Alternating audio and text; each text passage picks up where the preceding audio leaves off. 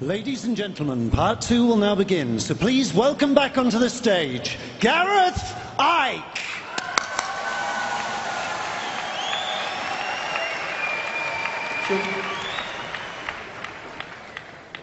We got beat up, beat up, beat up, beat up and beat up, but we'll clean up, clean up, clean up, clean up and clean up. Yeah, we stand up, stand up, stand up, stand up, be counter. Rise up, rise up, rise up, rise up and glow. Rise up and glow.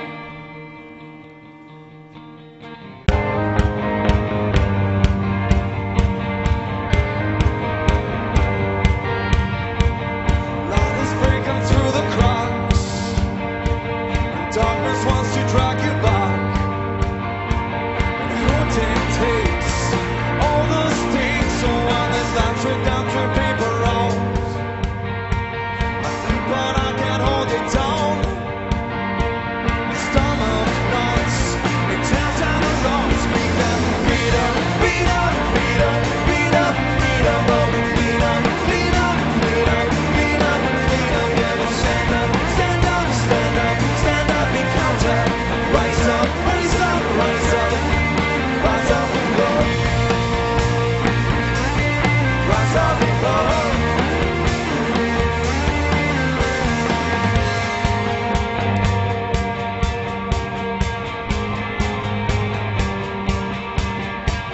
Sending bits of kids to war.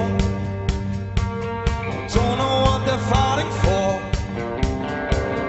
Don't decide. Who survives? So while the man he has been no respect. The people that he represents will stand proud. We drag them down. We can beat up, beat up, beat up, beat up, beat up. But we'll clean up, clean up, clean up, clean up, clean up. Yeah, we'll stand up, stand up, stand up, stand up, be counter. Rise up, rise up, rise up, rise up and go. Rise up and glow.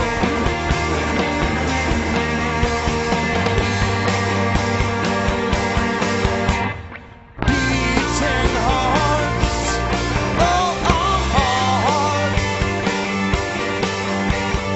Beating hearts, oh our hearts. Beating hearts, oh our hearts. Beating hearts, oh our hearts. Beats on.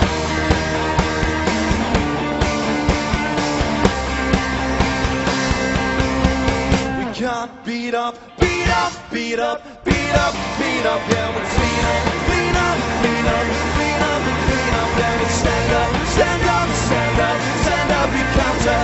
Rise up, rise up, rise up. Rise up and go. Rise up and go. Rise up and go. Rise up and go. Rise up and go.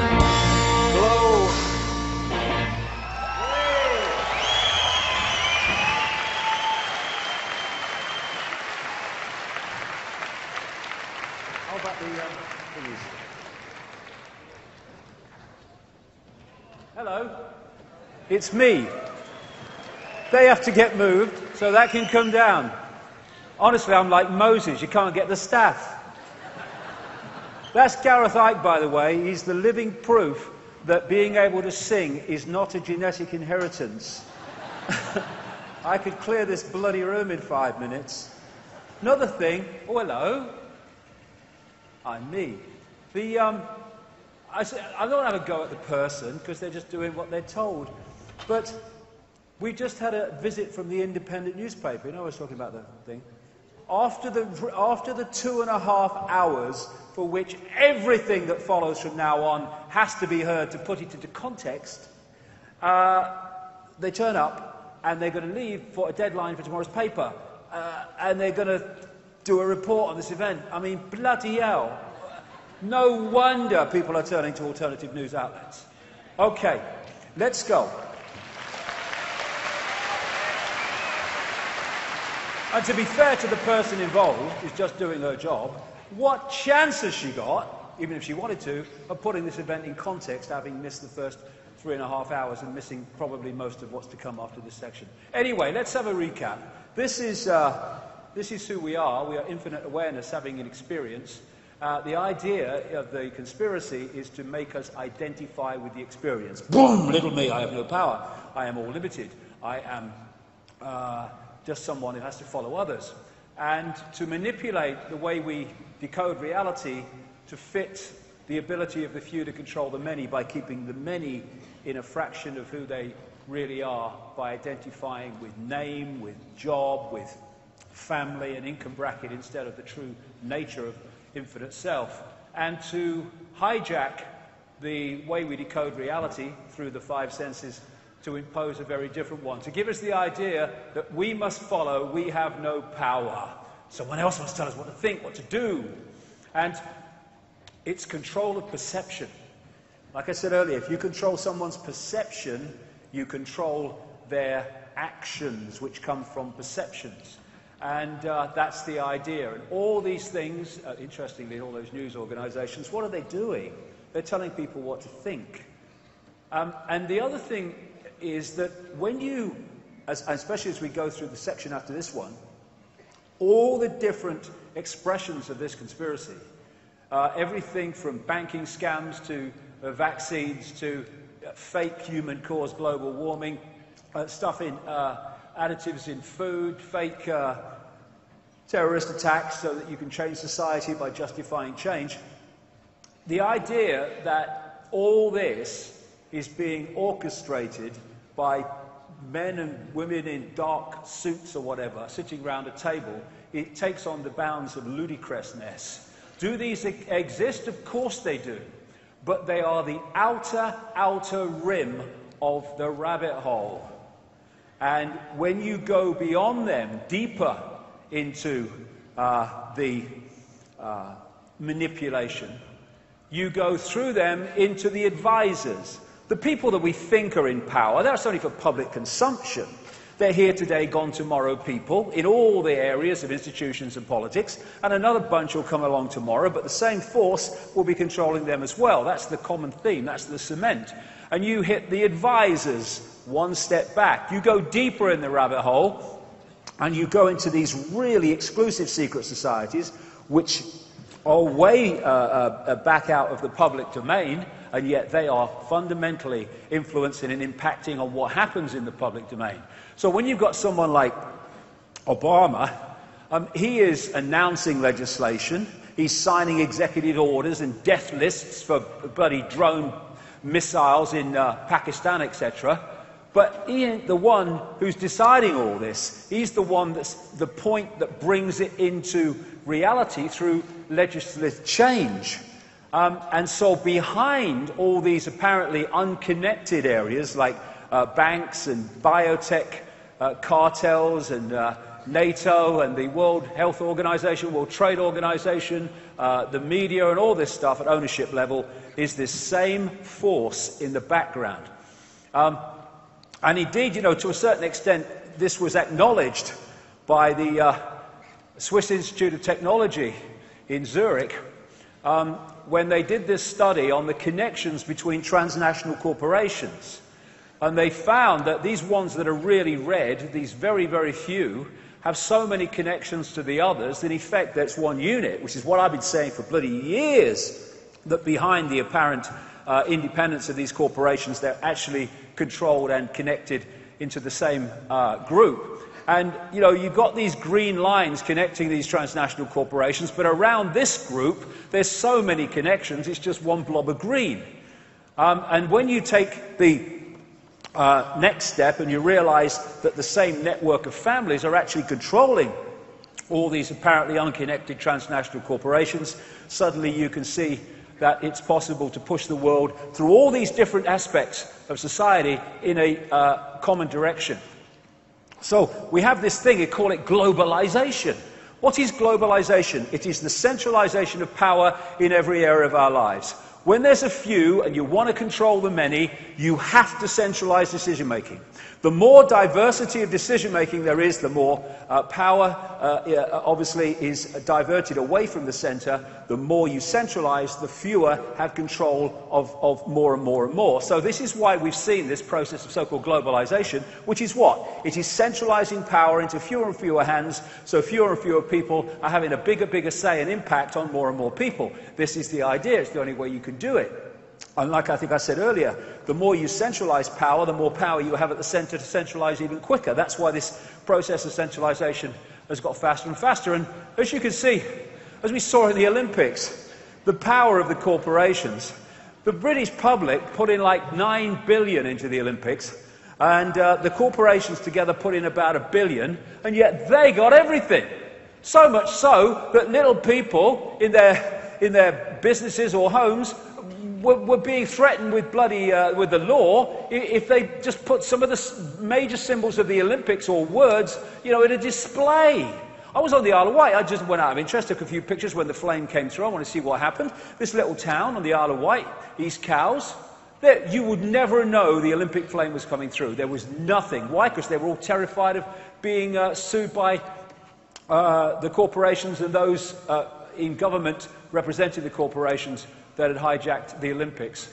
So it doesn't matter who is the president or prime minister, because the same force is in control. What force is that? And if you look at these underground bases, they call them DUMBs, deep underground military bases, they're all over the world. The level of security clearance to go deep into these bases and know what's going on is way above anybody political leader. They haven't got a clue what's going on in here. So they get elected and they have he's a prime minister, he's got power, oh, someone else has come in. And while all that's going on, someone's running these bloody things without the people in political power, apparent power, having a clue about it. If we find who is running these things, then we're getting very close to who's actually running the direction of human society. So behind it all is a force. The question is, what is it? So this is where we enter the twilight zone. But it's a twilight zone, again, everything is a point of observation. A twilight zone to a mainstream journalist will be perfectly bloody logical to someone who's done 50 years or so, or 25 years, or how many years it is of research into something. This is an important point about perception. One of the greatest ways that humanity is controlled is by the suppression of the sense of the possible. Once you put a wall on the sense of the possible, gotcha! Because anything that comes in, say the lie, if the sense of the possible is not fluid but rigid, it will have no alternative to the lie. I'll give you an example. If the mind is so rigid about possibility that it cannot perceive the fact that you can mind manipulate someone to either go shooting people in a crazed shooting, or be in the wrong place at the wrong time to be blamed for it when someone else has actually done it, then when the government comes out, whatever it is, and gives you the version of Dunblane, or gives you a version of the Colorado shooting in the theater and the shooting in the Sikh temple in Wisconsin, then you have no alternative to the lie, because you can't perceive the possibility of anything else. But if you've got an open mind and an inquiring mind and a much wider sense of the possible, then you can look at the lie from another perspective and say, well, maybe this is what happened. So controlling the sense of the possible, because if you're doing things out here and you've got the sense of the possible here, then when people like me say, this is what's going on, that goes, you're bloody mad, that's not possible, that can't be going on. And the biggest problem is that, and it's not every one of them, by the way. I was talking to one the other day who was very kind of intelligent, involved in all this. But this, in general, is my experience after 25 years of the perception of the possible of a mainstream bloody journalist. And that's why people who speak the greater truth, and have done throughout the period of the media, have invariably been ridiculed and dismissed, because that cannot perceive that the possibility that it can be true. And control of history is also a massive part of this. George Orwell talked in 1984 about basically who controls the past controls the future, who controls the present controls the past, in the sense of, if you can give a fake version of how we got here, you are going to give people a big distorted fix on where they are. So history is a real target to distort, to give a distorted version of what's happening now. So let's go through history, and let's go in the twilight zone, but from my perspective, perfectly logical from my research. Some time ago, probably a very long time ago, this reality, the part that we're experiencing, what we call the world, the Earth, was hijacked. And it was hijacked through entities that operate outside of human sight. Now, as we talked in the first 2.5 hours, visible light, which is the only frequency range that humans can perceive in the conscious mind, is tiny. Anything that operates outside of that we can't see. But it can, if it's close enough in frequency terms, interact with this reality.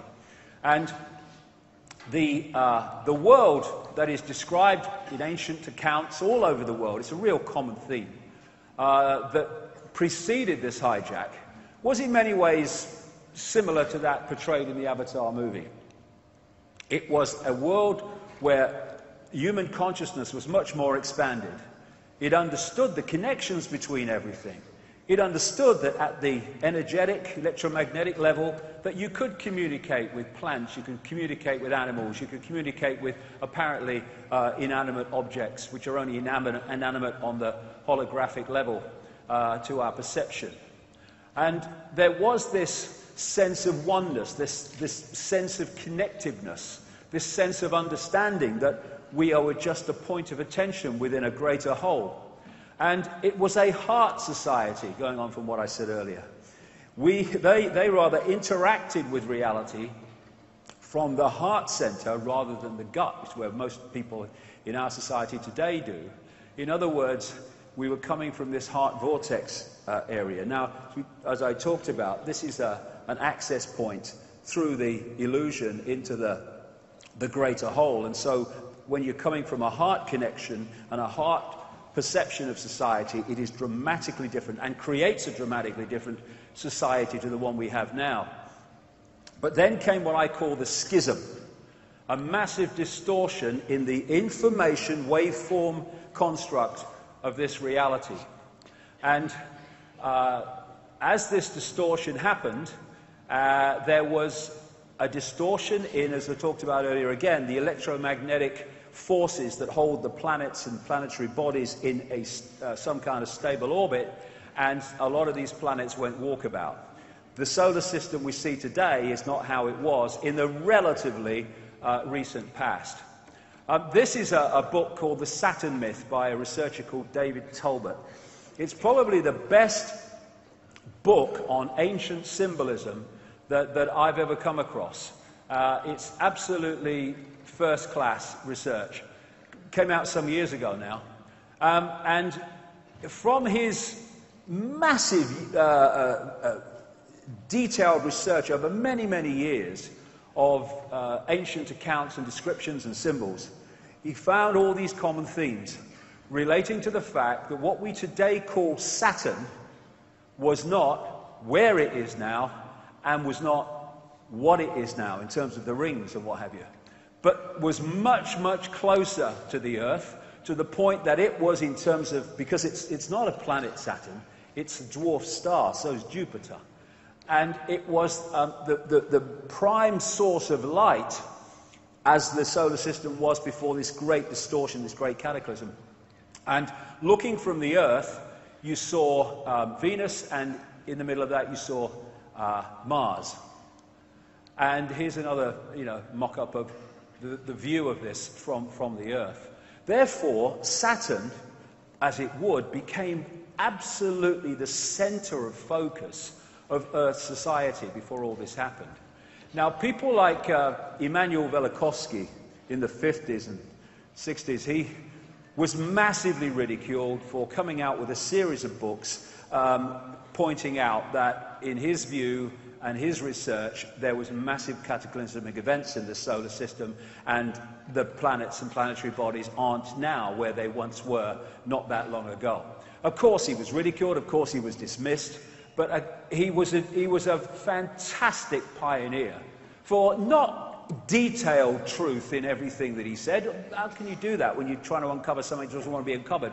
But it was a fantastic trailblazing theme that he had, which has been taken up by people like David Talbot and Wallace Thornhill. Wallace Thornhill is involved very, very strongly with the electric universe research that I talked about earlier, and he adds his physics and electronics background to David Talbot's ancient symbolism and accounts background. Saturn, which I say didn't look like that in those days, and Jupiter was certainly involved in these cataclysms. And the effect on the Earth is one of the great universal themes in every ancient culture. Of course, we have the classic coming through the Bible of the great flood and Noah and what have you, but that is just a rewrite of more ancient texts in Mesopotamia, and it's the same theme all over the world, a fantastic geological and cataclysmic events that basically brought the society that was there then to an end. That's Avatar society that I was talking about. And when you look at it, you look at some of the great earth upheavals that we've had, things like the tsunami in Japan and great earthquakes. Now, they're devastating. I mean, the tsunami was unbelievable in Japan, and also the one earlier that was massively destructive.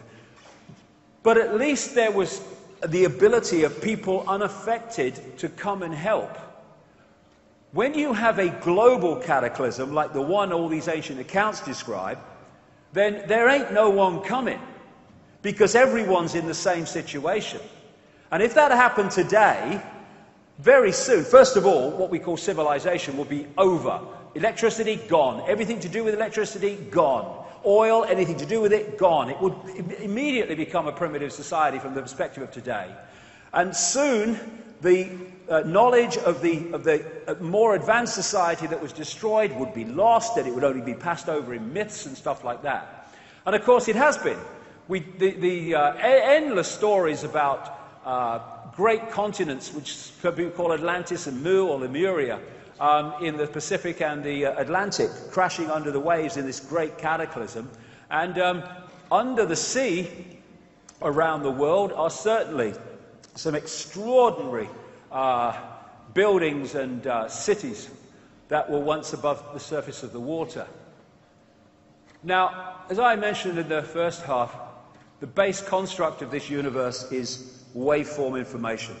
So any distortion at that level, and this is where the whole thing was created from, this massive cataclysmic event, will play through to the holographic as great distortions that we will see as great geological and weather events.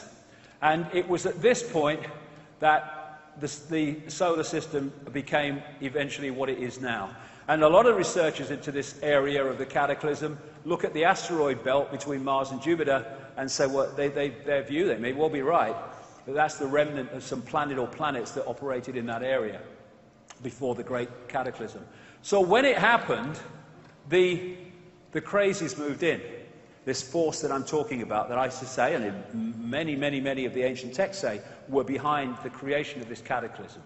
Not only that, because the mind also works in this waveform level, any distortion at that level will distort human perception, will distort the human mind. And we went from, when I say we, I mean humanity, went from a connected society, an open, aware, expanded consciousness society, into the one that eventually became the controlled society, and even more controlled society that we see today. And these entities were behind it. And the heart interaction also was a victim of this great cataclysmic happening. Because what happened, not least because of the distortion, but also because of the impact of these entities, we moved from being a heart-centered, heart perception society into the gut.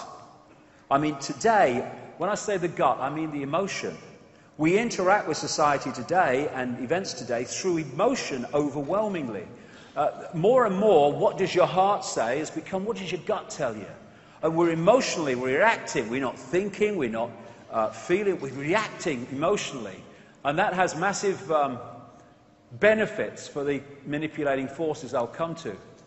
And so the more that we dropped into this gut-based emotion-reacting society, the more we got pulled out of that heart coherence I talked about earlier, which brings the heart electromagnetic field into coherence with the brain and with the other systems to create this connection that takes you, as the Heart Math Institute in America found, into this higher level of consciousness. In other words, boom, it went the other way. And like I say, the Institute of Heart Math talks about when you go from the heart vortex, the heart electromagnetic field, you go out of the bounds of time and space, the illusion, into the greater understanding of self. So this hijack more and more closed that connection down, and we became a five-sense society overwhelmingly, and therefore locked in to this tiny band of frequency we call visible light, and at the expense of the wider perception that this is just part of who we are, not the totality of it. And more, the body-mind level got disconnected from the greater consciousness level, and once that happens, then we're in real trouble. We then start to see this as the only reality, instead of realizing that this is the totality and the infinity of what we are beyond this tiny band of frequencies we call the world. Now, these entities I'm talking about are talked about and mentioned in every ancient society under different names. And these are interesting to me. This is what they're called by some Central American shaman, the flyers, just a name. We have the demons in Christianity. We have the archons, that is the name for these entities of the Gnostic belief and the Gnostic writings from like 2,000 years ago, around that period and later. And the Islamic jinn. Because the way all of these entities or phenomenon are described is precisely the same, in effect. They're different names for the same thing. And the archons, as the Gnostics called them, were said to be made from luminous fire. The jinn, from Islamic and pre-Islamic Arabia, was said to be made of smokeless fire. And when you look at what's said about it, they're talking about the same force, the same phenomenon. So what is it? The Gnostics are very interesting. Gnostic coming from a word meaning knowledge. Whenever Gnostic thinkers showed any sign of getting their point across and circulating their knowledge and their beliefs, they were slaughtered. I mean, that is just a constant. The Cathars that were slaughtered in southern France, ending up on the castle of Montségur in 1244, they were Gnostic thinkers. The people that ran the great library of Alexandria with its 500,000 scrolls of ancient knowledge which the Roman Church destroyed, they were Gnostic thinkers. And as a result of this, very little Gnostic writing has made it through what we call history. But then in 1945, a place called Nag Hammadi in Egypt, a sealed jar of Gnostic writings was found hidden. And from that has come a fantastically greater understanding of what the Gnostics were talking about. These were mystics. They went out into other levels of reality. In many ways, we call them shaman today, many of them. This is what they talk about in these writings. They talk about the Lord Archon, or what they call the Demiurge, and the Archons that serve the Demiurge and the Lord Archon, as they call him. And they relate this to the Judeo-Christian Yahweh Jehovah God. They also relate it, in effect, to what people call Satan or the devil as well. They say that these Archons created the physical universe that we see, but not the earth, the sun, or the moon. And it's interesting that those three bodies have tremendous connections geometrically and mathematically, which none of the other planets do.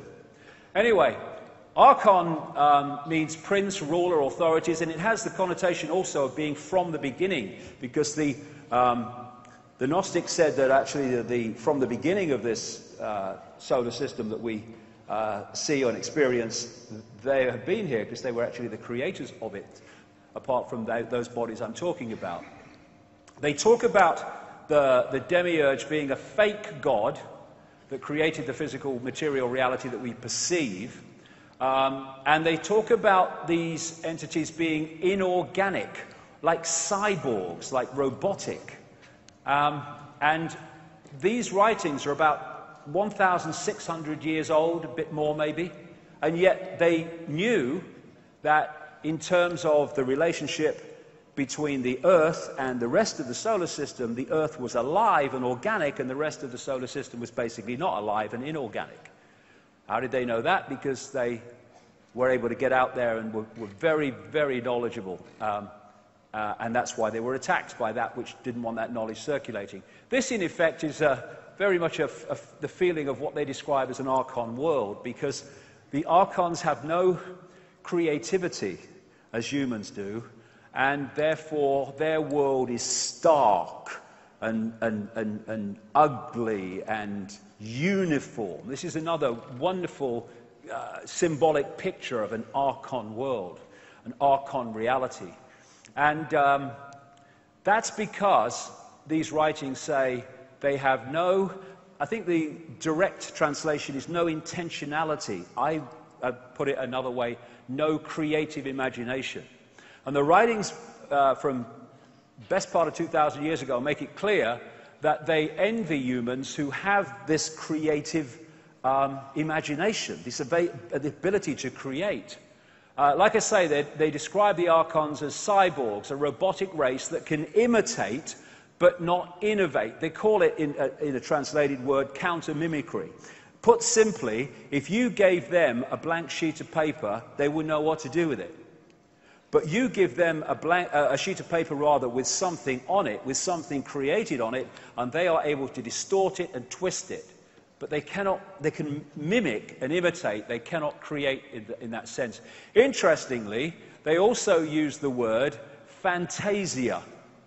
And in that sense, what they're saying is that these Archons, jinn, different names, but I'll use the word Archon as a consistent, have the ability to create fake realities, to distort reality, counter-mimicry, to give people the view or the feeling of a perception that seems real but isn't.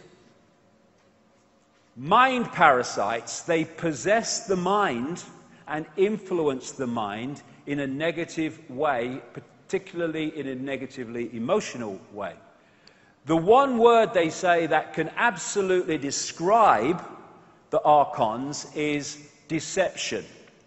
And also they say that one of their great means of operation, modus operandi, is to invert everything. That's what they're doing, counter-mimicry.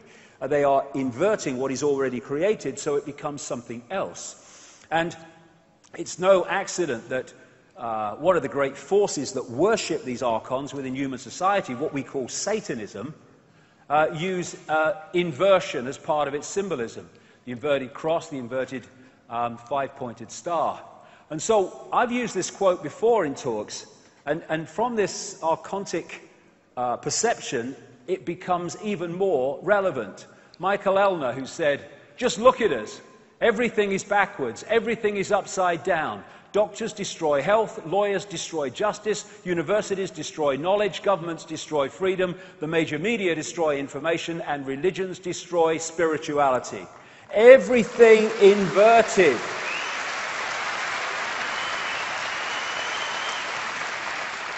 This is classic. Politicians, knowingly, some of them, most of them unknowingly, that are promoters and pushers of the archontic agenda, they are famous for bloody lying, inversion of truth. This is a quote from the English writer Noel Coward, who said, quite rightly, it is discouraging to think how many people are shocked by honesty and how few by deceit. Such is the level of deceit in our society. One word to describe the archontic influence: deception. So this force I talked about earlier that operates behind the crazes in politics and banking and business and media ownership and all the other stuff is this archontic force, which takes many expressions, as I'll come to. And this is absolutely, massively significant. The Gnostics talk about something called hell in relation to these archontic manipulators, and hell means, in our translation, simulation of a virtual reality. A reality that appears real to the decoder, but is not actually real. It's a fake reality. And given what I've been talking about for a few years now, the Gnostic texts describe reptilian entities in relation to being an expression of this archontic force, and 1,600 bloody years ago, they described grey entities, and they describe them as being expressions of the archons, and they say these grey entities are like an unformed baby or a fetus with grey skin and dark, unmoving eyes. They were around thousands of years ago. We think they're a modern phenomenon. No, this manipulation has been going on for a fantastic amount of what we call time. So, what can we ridicule? What's the latest thing to ridicule Icke for? Well, right, let's get a list. They must be adding to it by now. He's been talking for a while at that Wembley place. But one of the things they ridicule me for is the idea that reptilian entities are behind this manipulation of human society. And people can deny their existence if they like. I do not give a shit. They exist. This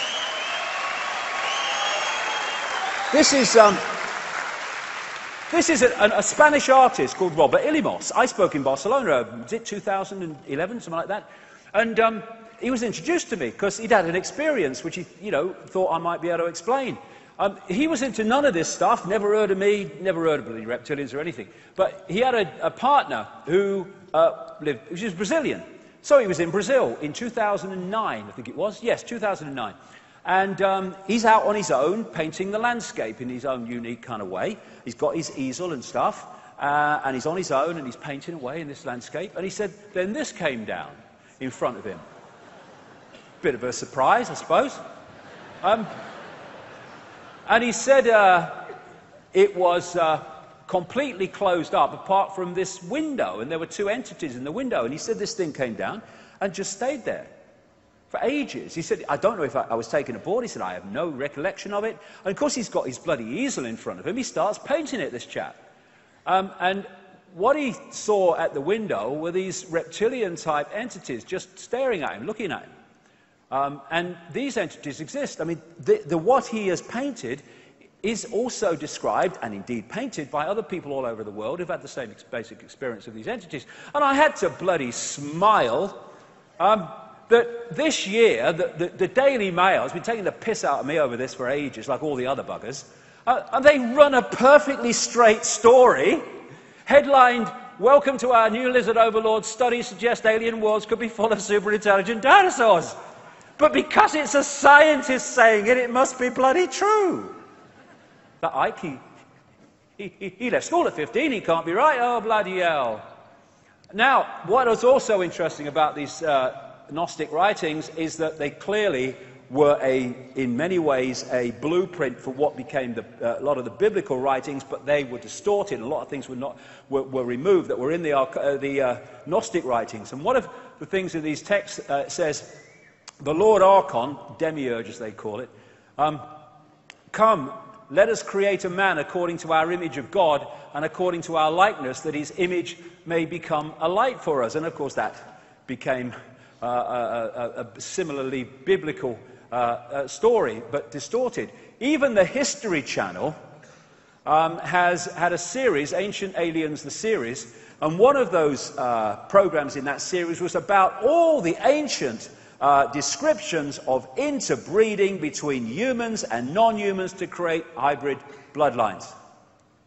And when we talk about interbreeding, because of what we talked about earlier, the nature of reality, it doesn't mean some entity has to have sex with some human, nor does it even mean, it may do, but it doesn't even mean that there has to be some kind of genetic manipulation. There probably was, but it doesn't have to be, because if you can change the information blueprint at this level, then it comes through to the holographic level as a completely genetically different entity. It's just an information change. So all these things are possible. But certainly they're all over the ancient world. This is the most famous one, but all over the ancient world there are descriptions of interbreeding between non-human entities and humans, creating hybrid bloodlines. This is Genesis. There were giants in the earth in those days, and also after that, when the sons of God came in unto the daughters of men, and they bare children to them. The same became mighty men which were of old, men of renown. And this is called the genetic disk. It was found in Colombia. It is estimated to be at least 6,000 years old. And on it are depicted human sperm, human female eggs, the birth process, the whole shebang. Fetuses. They knew that far back about all this stuff. Because in ancient society there were high levels of awareness, not least because of these entities, but also in the pre-cataclysmic societies, and that got lost when the cataclysms brought an end to that, and people went back to basically a primitive society would actually build up again. And of course, when you talk about the so-called fall of man, it's all connected to this, the fall into a lower state of consciousness, I would suggest, then reptilian snakes seem to be involved in that. And what is also described is the genetic manipulation of the human form. Again, some people have kind of decoded this or expressed this as these entities created humans. Bollocks. No, what they did was change what already existed. This is absolutely in line with what the Gnostics talk about in terms of this archontic force. They changed what already existed, and they manipulated human genetics so we interacted with reality in a completely different way and became much more suppressed in terms of our ability to perceive reality. We no longer were the connected people of before, and we got put in these bubbles of sense of reality, which has held us in servitude ever since. If you have harmony in the waveform level, then that will play through as harmony in the holographic world of the conscious mind. If you have a massive distortion in that level, it will play through as massive distortions in the holographic world of the conscious mind. A world now of war, of people dying of hunger in a world of plenty, about me, conflict on all bloody levels. All this came through from this distortion. They're all expressions of this distortion. And it allowed these entities from just outside of human perception, in frequency terms, to manipulate this reality that we experience as the world. And they are the force, this is absolutely crucial as we go along, these entities, and that which is an expression of these entities, are all worshipped in the end by all the major religions. People might like that, who follow one, but all the major religions. I'll come into that as we go along. The secret societies, which are compartmentalized, they, at the highest inner core level, know that what these secret societies are worshipping are these entities, and Satanism, in its own enclosed secrecy, openly worships these entities. and sacrifices people to these entities. This is what sacrifice to the gods is all about in the ancient world. This. And behind the institutions of banking and politics, media, religion, and all of it, are these entities through particular bloodlines that I will talk about in a second, which in the end all come back to the same force. Now, you've got to see a lot of these, because if something is a force operating through all these different areas of society, ancient and modern, then the same themes are going to come through all those different things. And they do, as I'll show very clearly as we go through in this section. Common themes, here's one: worship of the reptile. It's in our face if you look at it. The oldest known, this is mainstream anthropology and stuff, the oldest known focus of religious worship is the serpent or the snake. It goes back at least 70,000 years to the Slido Hills in Botswana, where the San people, also known as the Bushmen, say that the great python with his bag of eggs came and created humanity. There's so much symbolism to do with this stuff around the world. And this is a man called the Reverend Bathurst Dean. Obviously, he was a Christian, and he wrote a book called Worship of the Serpent, came out in 1933, and basically he did a study of worship of the serpent all over the world, and why and where it went. And this was his conclusion. It appears then that no nations were so geographically remote or so religiously discordant, but that one and only one superstitious characteristic was common to all, that the most civilized and the most barbarous bowed down with the same devotion to the same engrossing deity, and that this deity either was or was represented by the same sacred serpent. It appears also that in most, if not all, the civilized countries where the serpent was worshipped, some fable or tradition which involved his history directly or indirectly alluded to the fall of man in paradise in which the serpent was concerned.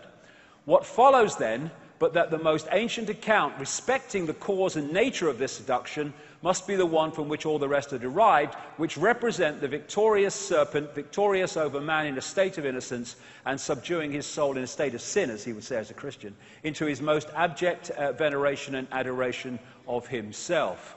And you find reptilian entities depicted all around the world, like these are found in graves of the Ubaid people, which preceded Sumer in what is now Iraq, Mesopotamia. The Egyptians used to depict their pharaohs in the way of the cobra, with the cobra hood, the cobra belly, the cobra coming out of the third eye. The Druids used to worship a serpent god called Hu, which if you play it through, Hu-Man, it makes sense, symbolically at least. In Asia, they had the Nagas, who was said to be a people who could take either human or reptilian form. You had Kukulkan, who was the serpent-focused god of the Mayan people in Central America. Of course, you've got the dragon all over Asia. You've got folk tales galore about dragons and flying dragons. And you've got the folklore and the fairy tales of princes turning from frogs into princes and stuff like that.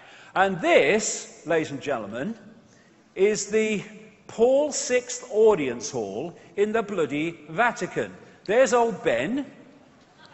What the bloody hell is that, right? It's supposed to be... It's called the resurrection. It's supposed to be Jesus being resurrected. Bloody changed since I last saw a picture. Not that they know what he looked like anyway. It didn't exist, but there you go. But so here then you have the way that the ancients in Mesopotamia and Babylon and such like, they represented the serpent, not the fish gods rather, with the scales, fish god worship. And the priests of the fish god cult, like the Dagon fish god, etc., they used to wear hats like this that looked like a fish head. And I'm saying, as I've said in my books over the years, these ancient religions came through is the Roman Church and Christianity and other things. They're just the same ancient religions using different names to hide the fact that they're the same ancient religions. So there's the fish god cult of Babylon, and there's the Roman Church. Old Ben. And there's the Archbishop of Canterbury with his fish hat. You know, marrying the royal couple. It's just the same thing coming through the ages. They hide it. I'll have a pound of cod, please, Pope. And some chips. There you go, there's your chips. It'll be... No. Oh, think of the sponsorship potential, Ben. So, this is a great friend of mine, Credo Mutwa. He's in his 90s now, from South Africa. I met him in 1998 when he called me and said, "How do you know about the Chitauri?" What the hell's the Chitauri? The children of the serpent. It's the Zulu ancient lore and legends of the Chitauri, reptilian entities manipulating human affairs. This is one species, because there are many of these reptilian entities, which Credo painted, because he's he's an artist and a great talented man. Interestingly, when you put that next to Robert Ilomis's painting from 2009, that's much older, in a totally different society, the similarities are compelling. And this is the necklace of the mysteries. It's been stolen now, unfortunately, but I've seen it many times before it was. Credo Mutwa had this passed down as in the shamanistic stream. It's mentioned in accounts 500 years old. He reckons it's at least 1,000. And here you have the symbols hanging from, it's not a necklace really, it goes on the shoulder, it's extremely heavy. And the shaman goes around these symbols and tells the story of African history and indeed world history. And on the front is a very non-human entity with in come and get me mode. And here is a human woman. And this, hundreds at least years of old artifact, that symbol is about the interbreeding between the non-human race and humans to create this hybrid bloodline. And there's more symbols on there, which I'll come to later.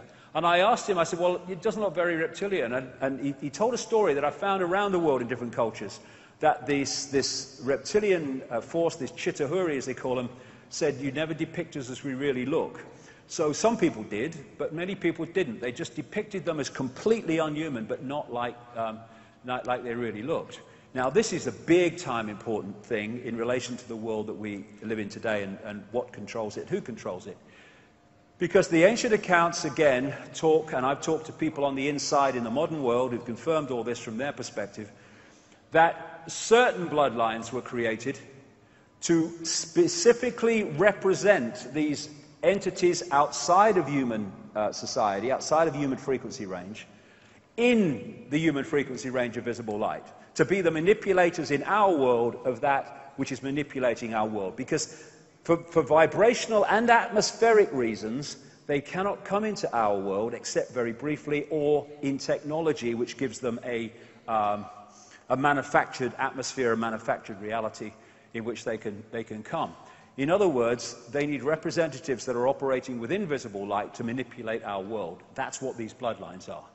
And they see DNA as a software program. They know what it is. They know the body's a biological computer. And they want to keep certain information patterns within this DNA because it dictates the behavior of these hybrid bloodlines. And they want to control them as much as they want to control anyone else. And so, to keep this bloodline pure, in other words, to keep the software program intact, these bloodlines, through the ages, known as royal bloodlines, aristocratic bloodlines, have interbred incessantly with each other. Because if they bred outside of this particular hybrid software, it would quickly become diluted and no longer have the information patterns that dictate their behavior, which I'll come to. In fact, I'll come to it now. One of the great traits of these bloodlines is that they have deleted from them the ability for empathy. Empathy is the fail-safe mechanism of human society, or any society. If we have empathy with the consequences for others of our actions, that fundamentally dictates our actions and suppresses the extreme nature of our actions.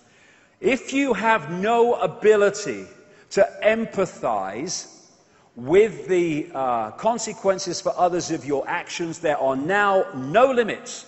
There is nothing you wouldn't do because there is no emotional consequence of doing it. Indeed, you can get off on it, as some of these do. And these, in the modern world, are what those bloodlines look like today.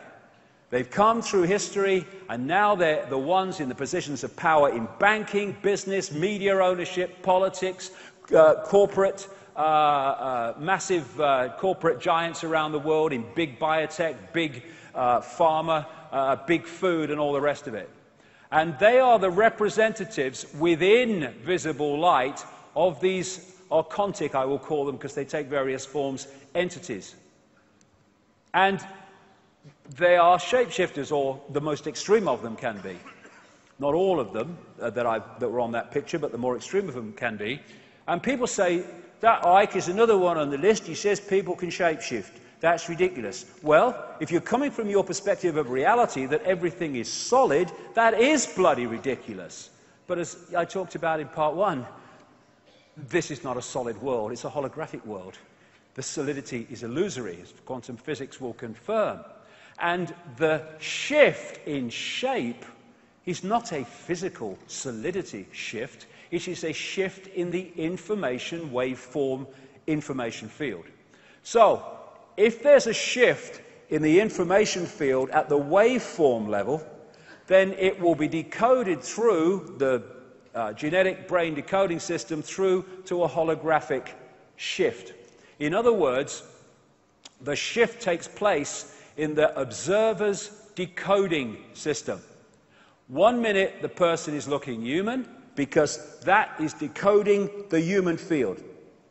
Then there's a shift in that field, and another field which is not human will become the dominant one. That decoding system is now decoding the second field. To the observer, there has been a physical shift from human to non-human and back again, but what there's actually been is a shift in the information fields the observer is decoding. And thus, we see people, he's not there by accident either, we see these people here with invisible light, and they look human. But if you could see beyond it, deeper into the energy field, you would see something that's anything but human. And these Gnostic writings found at Nag Hammadi talk about the fact that one of the great ways that these archontic entities manipulate human society and human perception is by being mind parasites, by what we call possessing or influencing the human mind to think, perceive, and act in certain negative ways. So, one of the key reasons that these particular bloodlines were created was because if you have genetic compatibility here in the holographic realm, then when you go back to the base construct, the vibrational realm, you have vibrational compatibility, or much greater, and therefore the ability to possess that body-mind and influence it and dictate its perceptions and behavior becomes much more powerful than the general run of the human population, in which that genetic compatibility is not as close. Of course, possession is an ancient, as long as history, theme, right up to the present day. Now, talk to a lot of visual psychics around the world. I mean, I've been on this road nearly a quarter of a century. I've had a chance to talk to a few. And they often tell me about seeing ethereal-type entities, often reptilian in form, locking into these lower two chakra points and kind of floating around. This is part of the way that they possess. And then I'm reading an article about this visual psychic, a Swiss bloke, who seems to be, very renowned at what he does. And he wasn't talking about any of this stuff. He was just talking about his life and what he experienced and things that he's experienced. And in the middle of this article, he said this, a guy called Anton Steiger. When I see people in business or politics who are particularly trapped by the material world, five senses, for example, I notice that they no longer have any light bodies at all. In many of these people, the point of light at the heart chakra, which is otherwise always present, is no longer visible to me. What do we call these people like bankers? They are heartless. Literally true on an energetic level. Instead, I see something like a layer of shiny tar around them, in which a monstrous being in the shape of a lizard can be distinguished. When such people speak on television, for example, I see a crocodile shape manifesting itself around the person like in a concave mirror. I don't see the light of their throat or forehead chakra. this is the possession, this is the mind parasite nature of these entities that the Gnostics talked about. Now, lots of people send me stuff from around the world because what I talk about. And I got sent this. I'm not saying that this is real. It might be a trick of the light. But it does give a visual feel for the way so many of these people have been described to me. With the eyes changing from a human pupil to a reptilian pupil, and then going back again. I've heard that, I've seen, people have given me endless accounts of full body shifts, shifts of the upper body, and more than anything, shifts of the eyes. The eyes are the window on the soul, or the window to the self beyond the world that we see. And interestingly, I've got a friend who has an associate who was doing research into, I don't agree with it, but he's doing research into iris scanning technology. And this led to him looking through a microscope into, I think it was 2,300 eyes, or pairs of eyes. And what he said, he had no idea that my friend was associated with me, probably had no idea I exist. But what he said to my friend was this: of the 2,300 eyes that he scanned, around 4% appeared to be of reptilian type and appearance, and he could not understand what the hell that was all about. And if someone said, what is the percentage of the human population? I'd say 4 or 5%. That is what I'm talking about. That's how few it takes to manipulate the world if you get hold of the institutions that dictate the world. So we're looking at people from a visible light point of view that look human, but beyond that are not. There you go.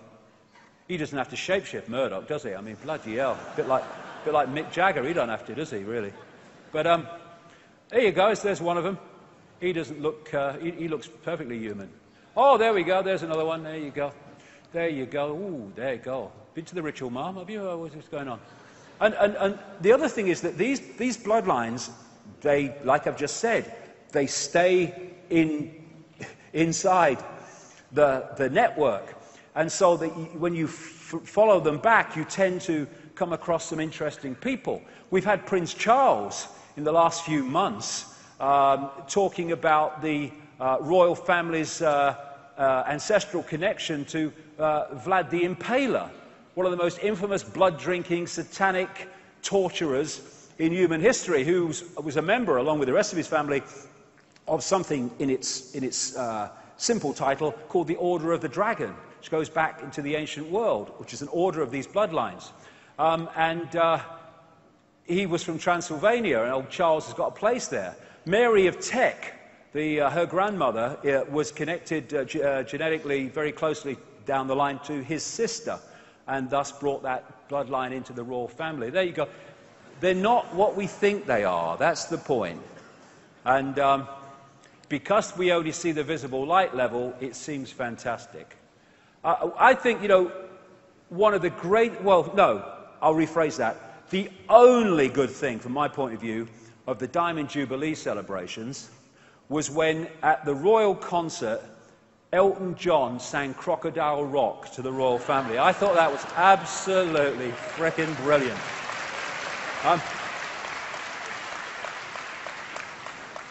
And, like I say, these bloodlines have no empathy, therefore they have no limits. Pepper bombing cities full of civilians, couldn't give a damn. Starving people to death, putting mercenaries into countries to cause mayhem, as in countries in the Middle and Near East and North Africa, not a problem. What a laugh. No empathy. Another thing is that a lot of people don't realize that one of the fundamentally important influences of human perception and behavior is called the R complex by scientists, or the reptilian brain. And the reptilian brain, when not balanced by other parts of the brain, gives us cold-blooded behavior and territoriality, a desire to control, an obsession with ritualistic behavior. These are so ritualistic, these bloodlines. Everything is ritual to them. And hierarchical structures of power. Aggression, might is right, winner takes all. I've just described human society as dictated by the crazies. And all this stuff in the royal family, all this royal protocol, all this ritual is all reptilian brain. And if you have a greater infusion of reptilian genetics, you're going to have a greater extreme of reptilian characteristic traits. Did you see that after the royal wedding, when Madam issues another list to update who should bow and curtsy to bloody who? I mean, what a joke. The last I looked, it was the 21st century. Where are we? What's going on? If he falls any more, he'll fall over. And we call them the British royal family. No, they're not. They're the German, Danish, Greek, Russian, anything else involved royal family. Same with all the others around bloody Europe. Same bloody family. And, oh no, they're only symbolic now and for ceremonial purposes. Bollocks. She talks about my government. Why? Because that is what it is. She talks about my parliament. It's my military, my MI5, my MI6, my courts, my church. All the people in those organisations, including the representatives of the people, have to say a pledge of allegiance, an oath of allegiance to her, not the people. It's a bloody joke. And this idea that it's symbolic, rubbish, rubbish. I mean, when you meet the Prime Minister, whoever it is, are you supposed to bow or curtsy? No, but he is to her. Where's the power here? I mean, what a joke. Look at him. I mean, do you know, I feel sad really, because these people, they go off to wars and, you know, put themselves in bloody danger. I don't agree they should, because they put other people in bloody danger at all. As well, called children and people. But, I mean, what are you... What, oh, my God. Beam me up, Scotty. It's mad down here. Get me out. I've had enough. And then there's this royal bloody household that we're paying for. Did you know that there's a gold stick and a silver stick on the royal household? At least they have metallic value. That's probably a good thing. There's a groom of the stole. There's a field officer in brigade waiting. He's always walking up and down, looking pissed off, looking at his watch. He'd be a lot better using his time keeping an eye on that groom of the stole before he nicks something else, I think. And then they've got a clerk of the closet. And even worse, they've got a deputy clerk of the closet. What do they do? Pull the chain? Is it the royal flush? What are they doing? Hello, mate, what do you do? Oh, I'm a deputy clerk of the closet. No, don't piss about. What do you do? Then there's they used to have a removing wardrobe. At least they got rid of him. Removing wardrobe. What do? I remove wardrobes, yeah. Do you ever bring them back? Oh, no, bring back wardrobe does that. I mean, oh, bloody hell. We're paying for this. The British royal family, proof that God has a sense of humour. That's my view, anyway. Now, what is the dynamic here with these bloodlines? Well, like I said, they operate with invisible light on behalf of entities that operate outside of visible light. And if you take the analogy of the scientist standing outside the tank, working inside the tank through the gloves with material that's too dangerous to work with, you take the tank to be our reality, the scientists to be these entities, and the gloves to be these bloodlines that allow them to manipulate within this reality. That's the basic dynamic of why they exist and what they're doing. This is Neil Haig's depiction here of the theme. And thus these entities have their own agenda. And it's not the human agenda for what's best for humans, it's what's best for the agenda of control of humans. And if you take the Trojan horse analogy and you put that on, then you've pretty much got what it is. It's infiltration of human society while appearing not to be infiltrating because everyone looks human, but only with invisible light. Now, here's the journey of these bloodlines. You can pick it up at some point through history. It goes way back. Let's pick it up here. These societies, these more advanced societies, Egypt, Mesopotamia, the Indus Valley, China, etc., they started to appear as the first more advanced societies after the cataclysm. What history does is pick up the cradle of civilization in places like Sumer and what have you. That wasn't the cradle of civilization. These societies were when human society had reached a certain point again after recovering from the great cataclysmic events that destroyed the previous society, much more advanced. In this area of the world, Sumer, which is now, of course, Iraq, became Babylon, why there's so much Babylon symbolism in human society today. Egypt, lot of the bloodlines came from here, but they were seeded all over the world.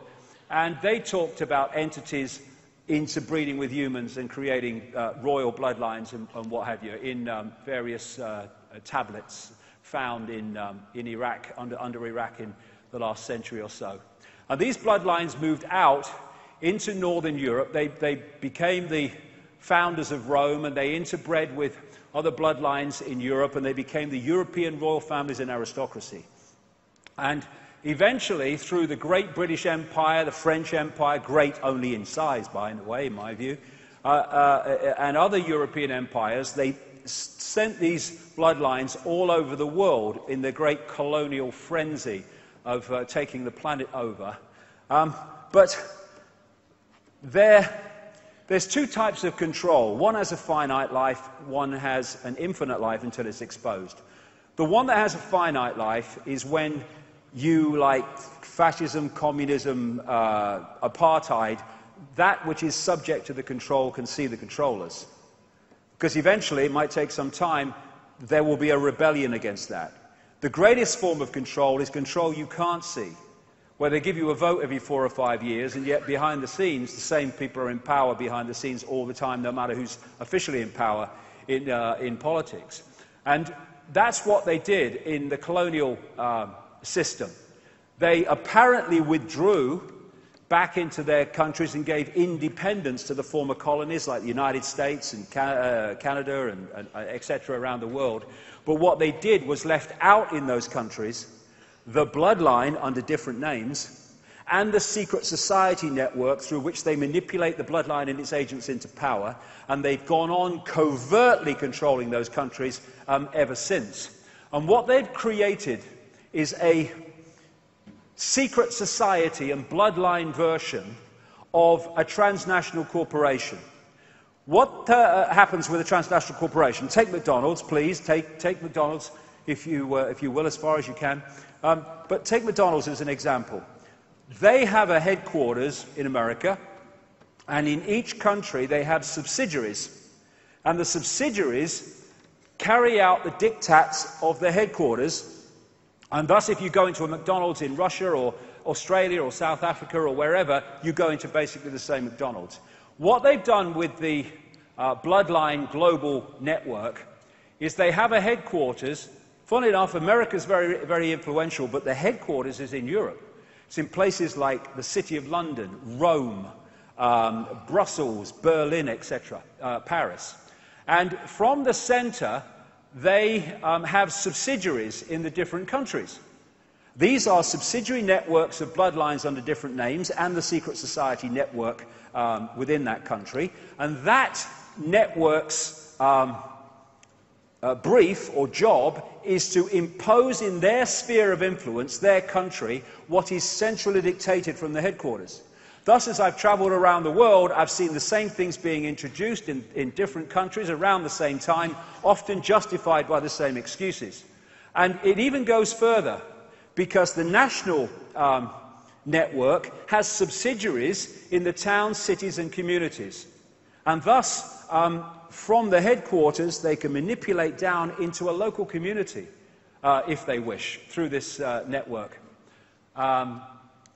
And they've created this structure in which they have not just infiltrated, but created the organizations that run and control the direction of the world. I get into some of them. But what the vast, overwhelming majority of researchers into this conspiracy do not see, or do not want to go there, is the fact that there comes a point where this human network goes up into or out into other dimensions of reality, and the dictating force is not human. And common themes. The number of times you see around the world depictions in different societies of half-human, half-reptile entities. This is obviously in Asia. And the depiction of the interaction between reptilian entities and humans, and part human, part something else. The gargoyles on the churches built by these secret societies, like the Knights Templar, and on the castles and mansions of the elite bloodlines, they are symbolically these entities. So many of the coats of arms of these bloodlines carry reptilian themes. The whole logo of the City of London, or Babylondon as I call it, because it's one of the great central focuses of control, not only through finance either, is a reptilian holding the red cross and the white background of the Knights Templar, one of the major secret societies in this network. One of the key points in London, for this conspiracy anyway, where the City of London meets Temple, or Temple Bar, or the Temple region, which is the legal profession and courts, is this flying reptile on a pedestal right in the middle of the road. They put these things everywhere. Now, there's another common theme, this is all over the world, of reptilian-type entities eating humans. There's so many of them, it's unbelievable. This is Central American, as the previous one was. Here's some more, and often they'll put a crown on the top, because this is the royal bloodline. This is where the divine right to rule comes from, or the idea of it. It's the belief that you have the right to rule because of your genetic descendants from these gods, the divine right to rule. There again, a similar one. Here's other ones, and logos, and coats of arms, and what have you. And there's Alfa Romeo, the same, and of course the red cross and the white background of the Knights Templar. You see this reptilian theme coming up a lot in entertainment, because these bloodlines and their networks control Hollywood, and they control the entertainment industry in general. This is an advert, a Nike advert, where this American footballer was depicted as reptilian, and the theme of it was, because of that, he was better than anybody else. And at the end of the Thriller video, when Michael Jackson turned round, they were reptilian eyes. They could have been lots of different eyes, but they were reptilian. And this happens because of what I said earlier. All these different things are worshipping the same basic force, and thus this symbolism of this force appears in all these different areas, not just these, also banking and politics and stuff. Now, a lot of these bloodlines are Satanist. In fact, the major ones are all Satanists. And by that I mean they are into human sacrifice, human blood drinking, and all that other stuff, sacrifice of children. And it's been going on way back. And people have no problem with the fact that it was going, oh yeah, those ancients used to do that, and the Aztecs and all that stuff. But they can't expand that perception of the possible that it's still going on. It is massively going on. The fact is it was openly going on then it became unacceptable to the population in general, and it's gone on secretly ever since. And what I've talked to a lot of Satanists, former Satanists, and I guess former Satanists, who've told me common themes about what goes on in these rituals. And, you know, these entities are feeding off human energy.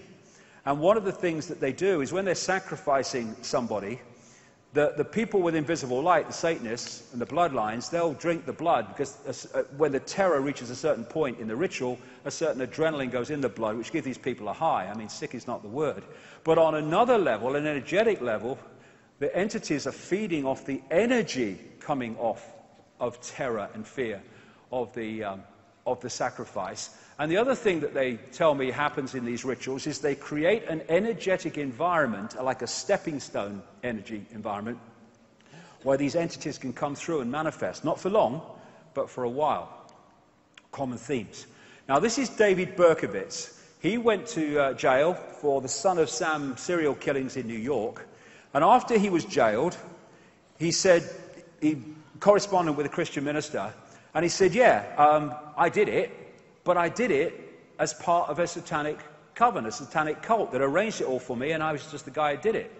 And he said at one point in his correspondence, Satanists are peculiar people. They aren't ignorant peasants or semi-literate natives. Rather, their ranks are filled with doctors, lawyers, businessmen, and basically highly responsible citizens. They are not a careless group or are apt to make mistakes, but they are secretive and bonded together by a common need and desire to mete out havoc on society. It was Aleister Crowley who said, I want blasphemy, murder, rape, revolution, anything bad. What does that do? It pulls that energy that they feed off, but it also pulls people into low vibrational states of awareness. And the two major colors of Satanism, for frequency reasons, are black. Black is the absence of light and absorbs light in all frequencies, and red, which is the lowest, longest frequency color. And there you see red and black dominating royal protocol, along with gold, which is another colour they use, Satanists, in this ritual that goes on. And I saw this. I had to go back to the original BBC coverage and watch the video to make sure this wasn't a Photoshop job, and it wasn't. This is at the royal wedding with William, and there's a satanic symbol on the back of this bloody clergyman meeting the Queen, a reverse pentagram. I mean, it's bloody ridiculous, but it's not when you realise that the religions are just public expressions of a much deeper and more horrific inner core. I mean, look at Christianity. Its very focus of attention is someone being tortured. What are you doing? A focus on that. And that, for reasons I'll come to, has an effect on people and the wider reality. And you have the Eucharist in the Roman Church. And what are they doing? They're eating the flesh and drinking the blood. That's just a publicly acceptable version of what goes on the inside, literally. I mean, what is it when you reduce your deity to the level of a biscuit? I mean, is it me? I mean, if you're going to do that, I'll at least make it a bloody hobnob. That's what I say. Because they're good for dipping. There you go, he's getting into the spirit of it now, look. You know it makes sense. So, this is the key to understand so much. Also, politics, banking, media ownership and stuff, in the end, worships that. This is a quote from a Swiss banker in the Russian magazine Novy Den in 2011. These people are corrupt, talking of the bankers. Sick in their minds, so sick they're full of vices, and those vices are kept under wraps on their orders. Many are into Satanism. When you go into some banks, you see these Satanistic symbols, like in the Rothschild Bank in Zurich. These people are controlled by blackmail because of the weaknesses they have. They have to follow orders or they will be exposed, they will be destroyed, even killed. This pervades society. What do you see from the banking industry? Total lack of empathy with the victims of their actions. And so, when I've, over the years, investigated and followed through major people involved in pushing the direction of the world, I have found three absolutely repeating themes with them. One, secret societies. Two, Satanism. Three, very topical at the moment, paedophilia. And they connect together in reasons I'll come to. Now, this is Bohemian Grove in Northern California, where the high and mighty elite in politics, banking and business and all the rest of it in America and wider afield go to this summer camp at Bohemian Grove in Northern California, and they worship under a 40-foot stone owl, symbolic of an ancient deity called Moloch, and they do sacrifices and stuff in smaller areas in this great area of Bohemian Grove, 2,700 acres of redwood forest, and all these people like the Bushes and the Clinton and the Rockefellers and all this Kissinger and all these people go along, and people come from abroad as well. And we're seeing Satanism more and more pushed and infiltrated into human society to become more and more acceptable. This Lady Bloody Gaga, crikey, her mother must have been psychic, pushing the old, Satanism, blood stuff. And, I'm not saying, Annie Lennox is into all this stuff, but what I'm saying is that the ceremonies at the Olympics, the opening and closing ceremonies and stuff, was, if you know what you're looking for, was incredibly satanic in its symbolism, some of which I'll get to. Then you've got this Twilight series. Let's make vampires kind of sexy now. Then you have the Harry Potter thing. I mean, one of the Harry Potter books was called The Half-Blood Prince. Spot on, that's what it's about. And Slytherin House and all this stuff. And all this esoteric occult stuff going into the young mind on a massive level. This is all done on purpose. And what are we coming up to it now? Halloween, when I was a kid, just passed you by. Now it's this great festival where they're bringing kids into it. Oh, it's Halloween, trick and treat, all that stuff. And they're making it a kind of mini bloody Christmas. And it's pulling people in. If people only realized that at this time, particularly, and at Beltane across May the 1st, staggering numbers of children on this planet are being sacrificed by these people and others around the world. That's the real meaning of Halloween and Beltane, not trick or treat.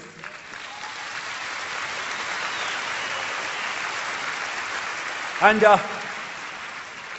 this whole energy stuff very much connects into Satanism.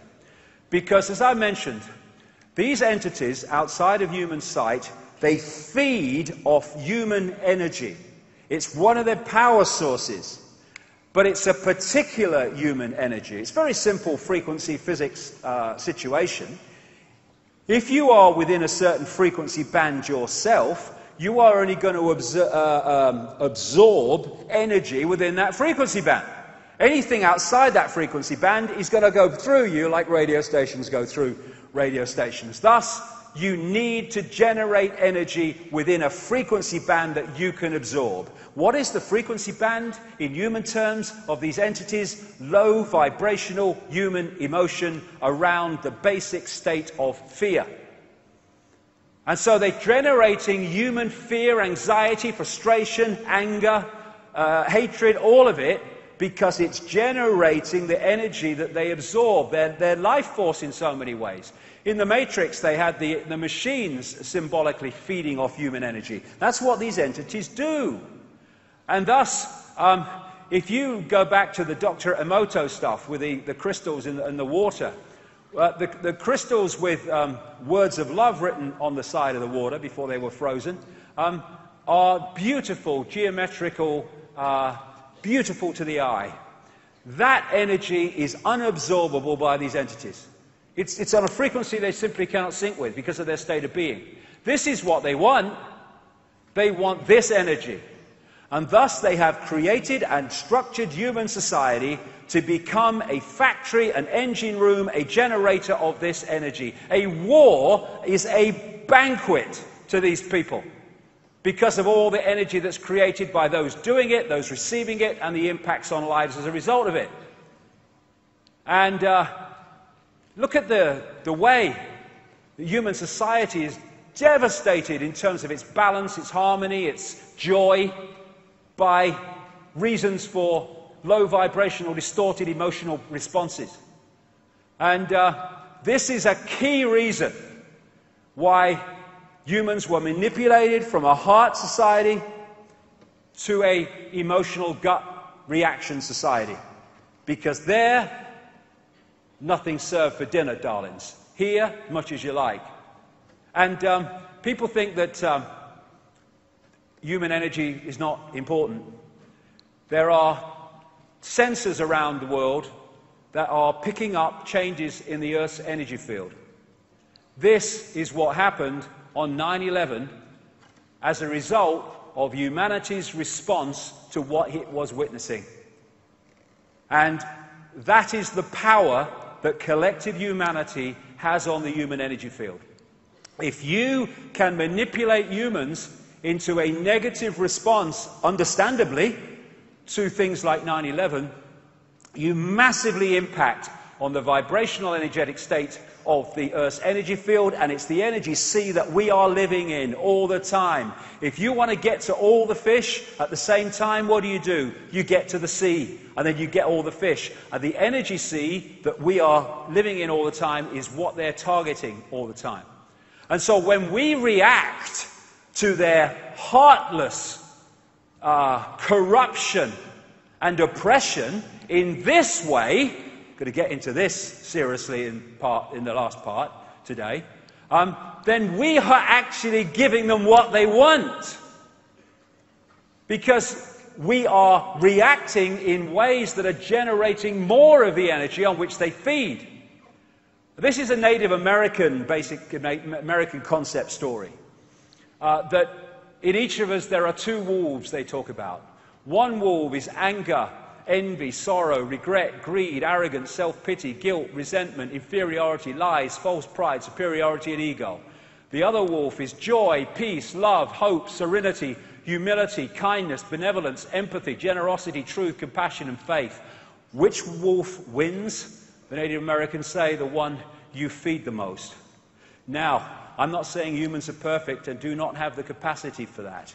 But what the Gnostics talk about in their writings is that what the archontic force is doing is taking minor error and it is distorting it and expanding it into massive violations of these emotions and massive expansions and extremes of these emotions. So, this is what they are trying to generate with their mind parasite modus operandi, etc., in humans, because that's their life force. They are energetic vultures. The Matrix had this concept with Morpheus and the battery. The Matrix is a computer-generated dream world built to keep us under control in order to change a human being into this. Symbolically, that is absolutely the case. And George Carlin said this interestingly. Did you ever stop to think about all the people we kill? They're always the people who tell us to live together in harmony and try to love one another. Gandhi, Lincoln, John Kennedy, Bobby Kennedy, Medgar Evers, Malcolm X, Martin Luther King, John Lennon. They all said, try to live peacefully together. Bam, right in the head. Apparently we're not ready for that. Or we're ready for it. But that which is manipulating us does not want us to have it.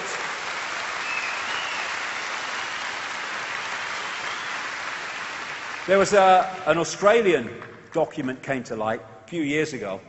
I printed it in full in a book called Human Race, Get Off Your Knees, which appears to come from quite a high-level Australian Satanist who wrote this before he died.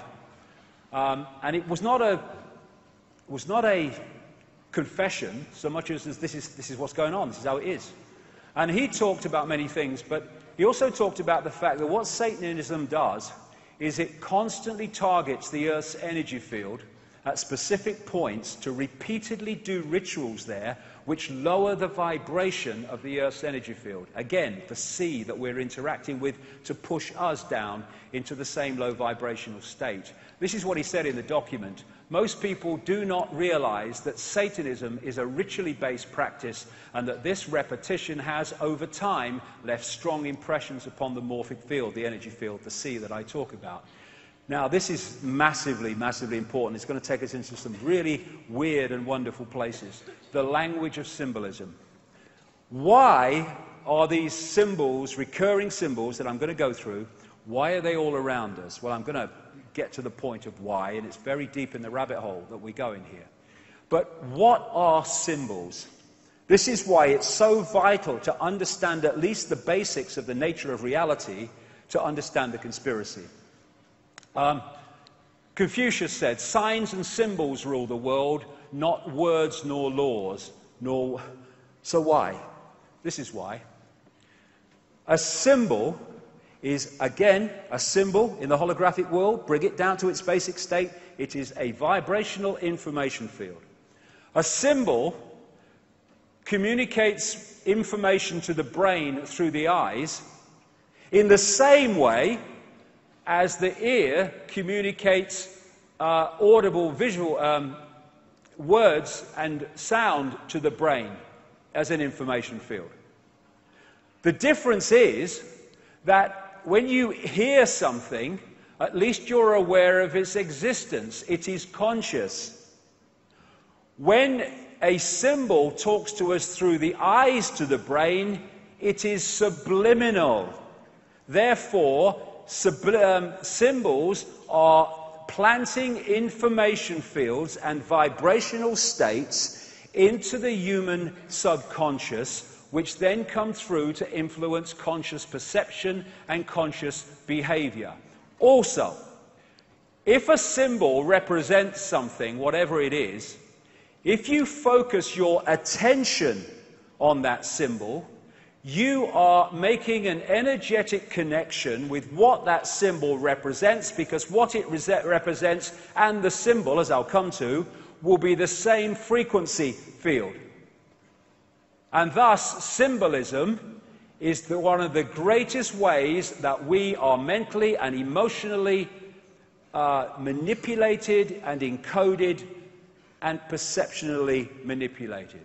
There's a great saying, it's true: energy flows where attention goes. Somebody said to me, other people have had this experience, they said they were in a restaurant, sitting at the table, and they said, I felt like two eyes were sticking in me back.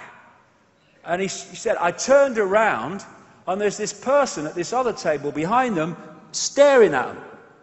Now, of course, they weren't feeling two eyes sticking in their back. What they were feeling energetically, which eventually filtered through to the holographic level of feeling, was the attention of the person staring at them. Energy flows where attention goes.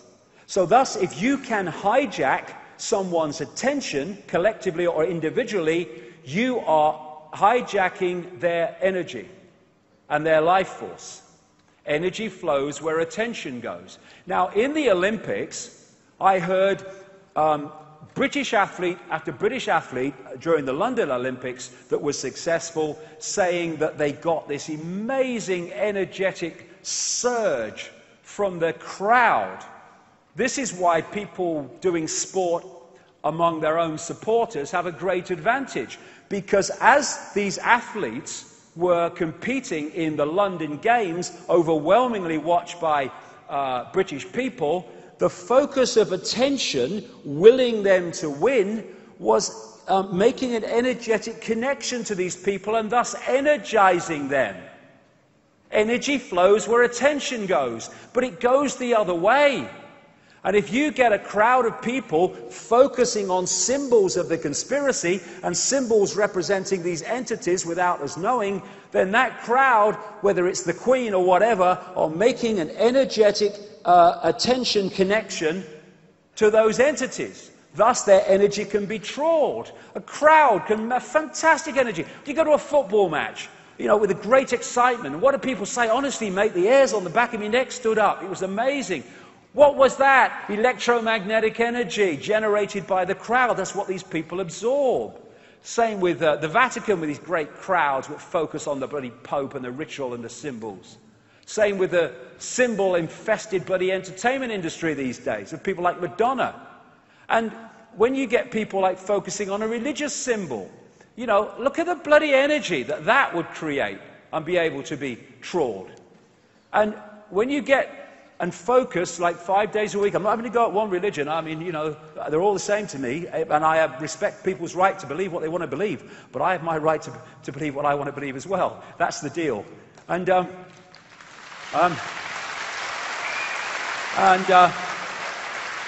when you're focusing your attention like that, energy flows where attention goes. And thus, you have these secret societies that are also involved in energy trawling. And that brings me to this, which also goes into this, for reasons I'll come to. That Satanist in Australia talked about the abuse of children and what have you.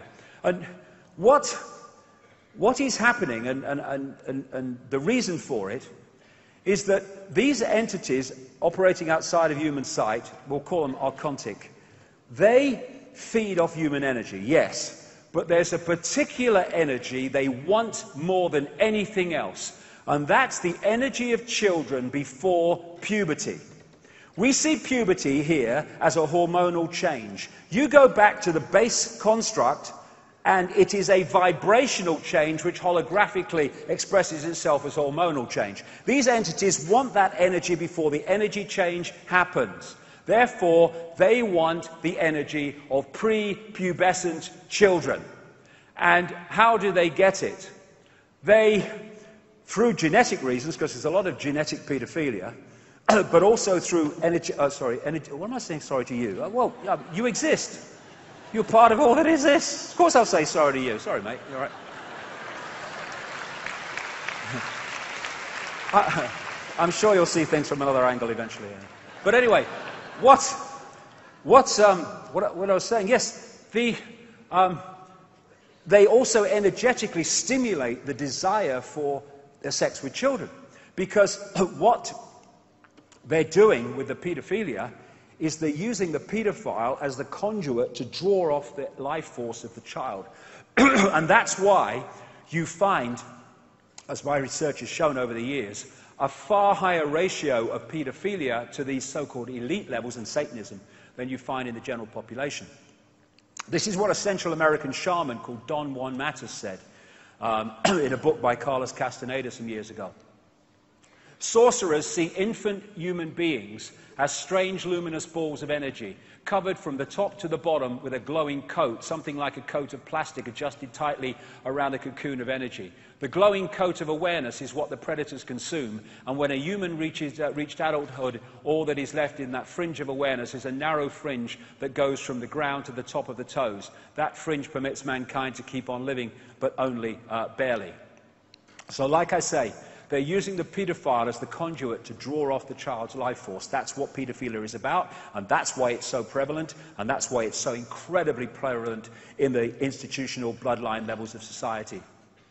And this Australian Satanist said, politicians, massive Satanism in politics around the world, politicians are introduced by a carefully graded set of criteria and situations that enable them to accept that their victims will be our little secret. Young children sexually abused, molested rather, and physically abused by politicians worldwide are quickly used as sacrifices. In Australia, the bodies are hardly ever discovered, for Australia is still a wilderness. In the other parts of the world, they control the crematoria and the great burial grounds around the world as well. And so I was not in the least bit surprised about him, because I was told about him in the late 1990s that he was into massive paedophilia and necrophilia, sex with dead bodies, which has just come out this week through a guy who talked about it on the radio. And the reason that Jimmy Savile, this entertainer who died in 2011, the reason he got away with it was because he was a procurer of children for the rich and famous. And he was very, very close to the British royal family. In fact, in his own words, he was introduced to the royal family by Lord Louis Mountbatten, who some researchers have connected to paedophilia in places like the King Cora Children's Home in Belfast. Edward Heath, the Prime Minister 70-74, who took us into the, what is now the European Union, I named him as not just a paedophile, but a Satanist and serial child killer 7 years before he died. And he did nothing about it, because it's true. This guy, Thomas Hamilton, the killer of the children in Dunblane in 1996, he was a procurer of children for the rich and famous. That's why he was protected for so long. And that's why, in the official inquiry into what he did, some of the documents were put under lock and key, never to be seen, it was said, for 100 bloody years. Even a former head of Freemasons in Scotland, Lord Burton, said the Dunblane inquiry was a cover-up, and that he was bullied when he tried to question it. And this very week, 2 days ago, an MP raised in the House of Commons a question about paedophilia rings out of number 10. I've been naming this guy, the President of the United States, Father George Bush, as a paedophile and child killer since the 1990s. Said it in radio, said it on the BBC, didn't make the podcast, mind, but I've been saying it for years. It almost came out in this story in 1989, but then was put on hold and suppressed. And of course, the Roman Church, which is an expression of these bloodlines going way back, Church of Babylon relocated, is infamous for paedophilia. This is the reason why. That's why you see naked children all over the Vatican when you go around. And what are demons doing in a sporting event ceremony around kids in hospital beds? Can you explain that to me? I thought that was bloody weird.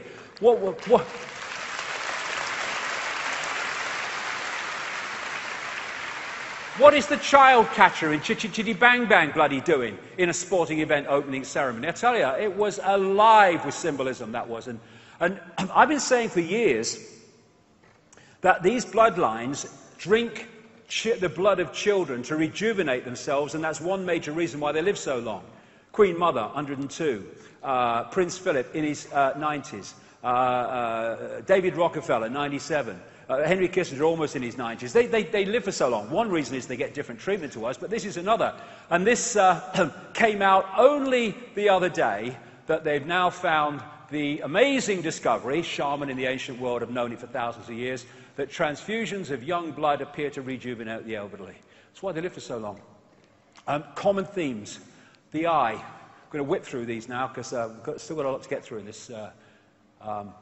in this section because of the way that this information fits together. The eye, the all-seeing eye, the single eye or the pyramid of an eye is a major symbol of these bloodlines going way back, and that's why it appears everywhere in all these institutions. The eye of Ra or Horus.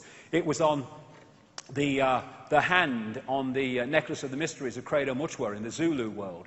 This was found in 1984 in Ecuador by miners, I think, digging for gold. There's the eye. There's 13 levels, and this is thousands of years old. And when you put it under ultraviolet light, it even glows luminous from the eye. Where is it today? There it is, on the dollar bill in the reverse of the Great Seal of the United States, and there are 13 levels. This is the constant recurring themes that I'm talking about, because the same force is behind all these apparently different organizations and institutions. There it is in Freemasonry. There it is with the pyramid as the logo of MI5. There it is in the building, basically, of MI6. In the Olympic ceremony, or one of them, you had the building of the pyramid, and then the almost homage bloody worship of it immediately afterwards. This is a Roman Catholic bloody church. Look at it. Because, why? The same thing. In the Olympics, you had the pyramid bloody floodlights, and also the eyes in the mascots. And somebody put this together, and put that and that and that together, and said, you know, what's going on? Well, what's going on is the same force controls all these apparently different institutions, and thus they use the same symbols. They control the entertainment industry. And thus, that's not a bloody diamond, that's a bloody pyramid. Jay-Z. There you are, Madonna, she comes up a lot. Angelina Jolie, there's Lady Gaga, the eye of CBS. This is Gravity Falls, it's a Disney animated bloody program. There he is. There he is. There he is. What's this doing in an animated program? Because they put their symbols in front of us. The other thing you find is the number of pictures of celebrities where they have a hand over an eye. I'm not saying they all know. I mean, the photographer might say, oh, it'd be a good picture, put your hand over your eye. But the number of them emphasizing one eye is unbelievable. These are just a few. I mean, what is it with that? Another common theme, fire. The archons and the jinn were said to be from luminous fire and made of smokeless fire. One of the great symbols of these bloodlines is the phoenix, the firebird. And the light that Freemasons talk about is not the light that other people talk about. One of the great symbols of the bloodlines and the network is the lighted torch or the flame. And thus, at the closing ceremony of the Olympics in London, you had the massive emphasis on the phoenix because of the symbolism it represented. This is Manly P. Hall, a Freemasonic historian. I think he got to the 32nd degree of Freemasonry, in a book called Secret of All Ages, in which he's saying the eagle is actually just a publicly acceptable phoenix. European mysticism was not dead at the time of the United States of America was founded. The hand of the mysteries controlled in the establishment of the new government for the signature of the mysteries may still be seen on the Great Seal of the United States of America. Careful analysis of the seal discloses a massive occult and Masonic symbols, chief among them the so-called American eagle. The American eagle upon the Great Seal is but a conventionalized phoenix. And so many stories you read about demonic entities manifesting in rituals talk about them manifesting through fire. And fire is just a frequency. That's all it is. This is from a BBC documentary. This guy lights this newspaper simply from energy through his hands. It's just a frequency. And the frequency on other dimensions might not be the same as the one here. And in terms of fire and focus, with the Olympic flame going around all over Britain, the focus on that flame on an electromagnetic level is giving energy to that energy field till it becomes a massive energy field. This flame going around is not an Olympic tradition. It was brought in by the Nazis in 1936. And so that focus would have created a massive energy field on the electromagnetic level. And it was brought to the opening ceremony.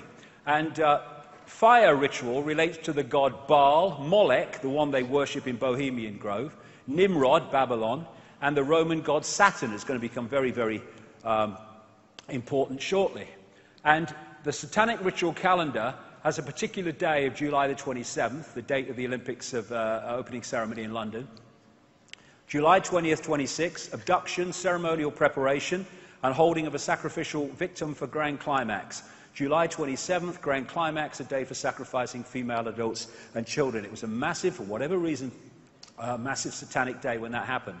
And 1 billion people were focused on this, and that is what happened on 9/11. That focus would have allowed massive absorption of energy as a result of the focus. Another common theme, this is the one now. This is going to take us into some real weird and wonderful places. Saturn is the key in so many ways to what is happening with all its moons. Just a reminder, Saturn may appear to be what it is in the holographic world, but actually, again, it's an information field. It is a consciousness. Everything is aware. Everything has a consciousness. So these planets and suns, they have consciousness. They have awareness. They are entities in their own right. And interestingly, this is an accepted ancient symbol of the sun. And people think, understandably, that it's a symbol of the sun that we know today.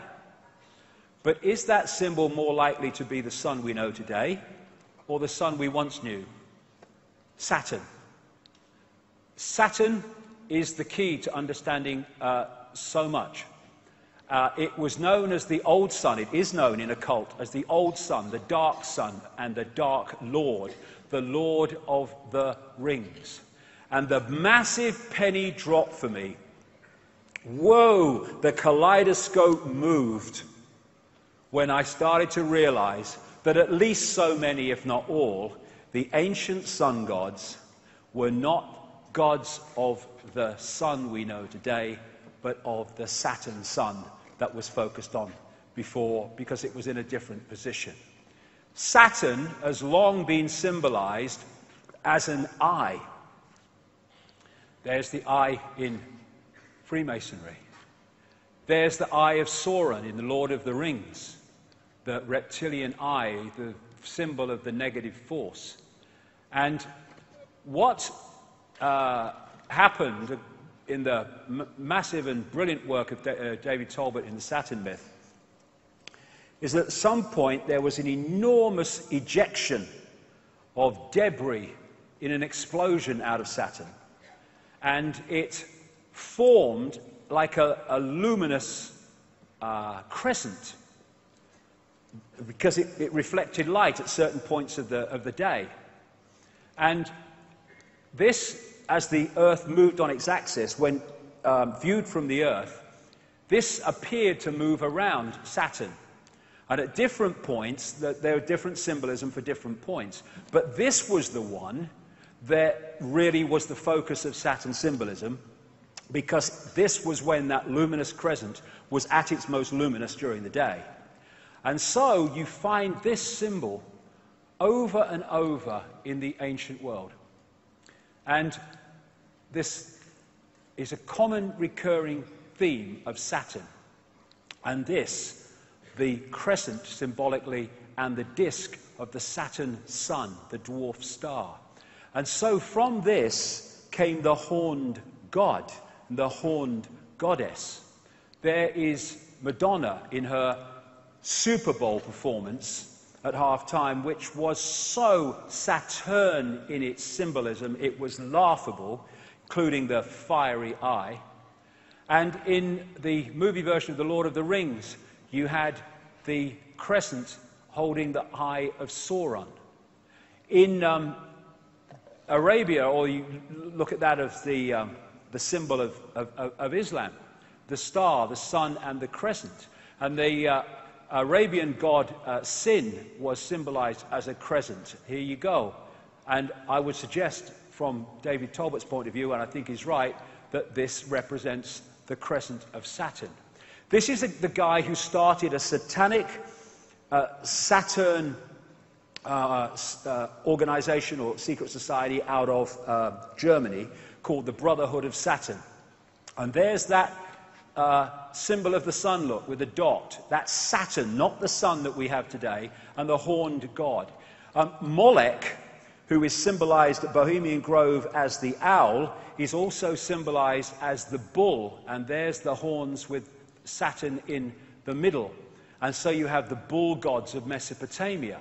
And the winged goddesses in that state, this was often symbolized as the goddess with her holding the god, her arms around the god, or her wings around the god.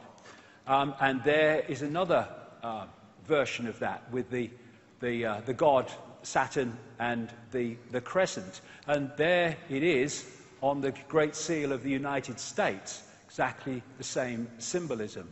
There it is in the Air Force Special Operations Command. There it is in the symbol of the House of Windsor. There it is in the United Nations with the target on the world, very appropriately.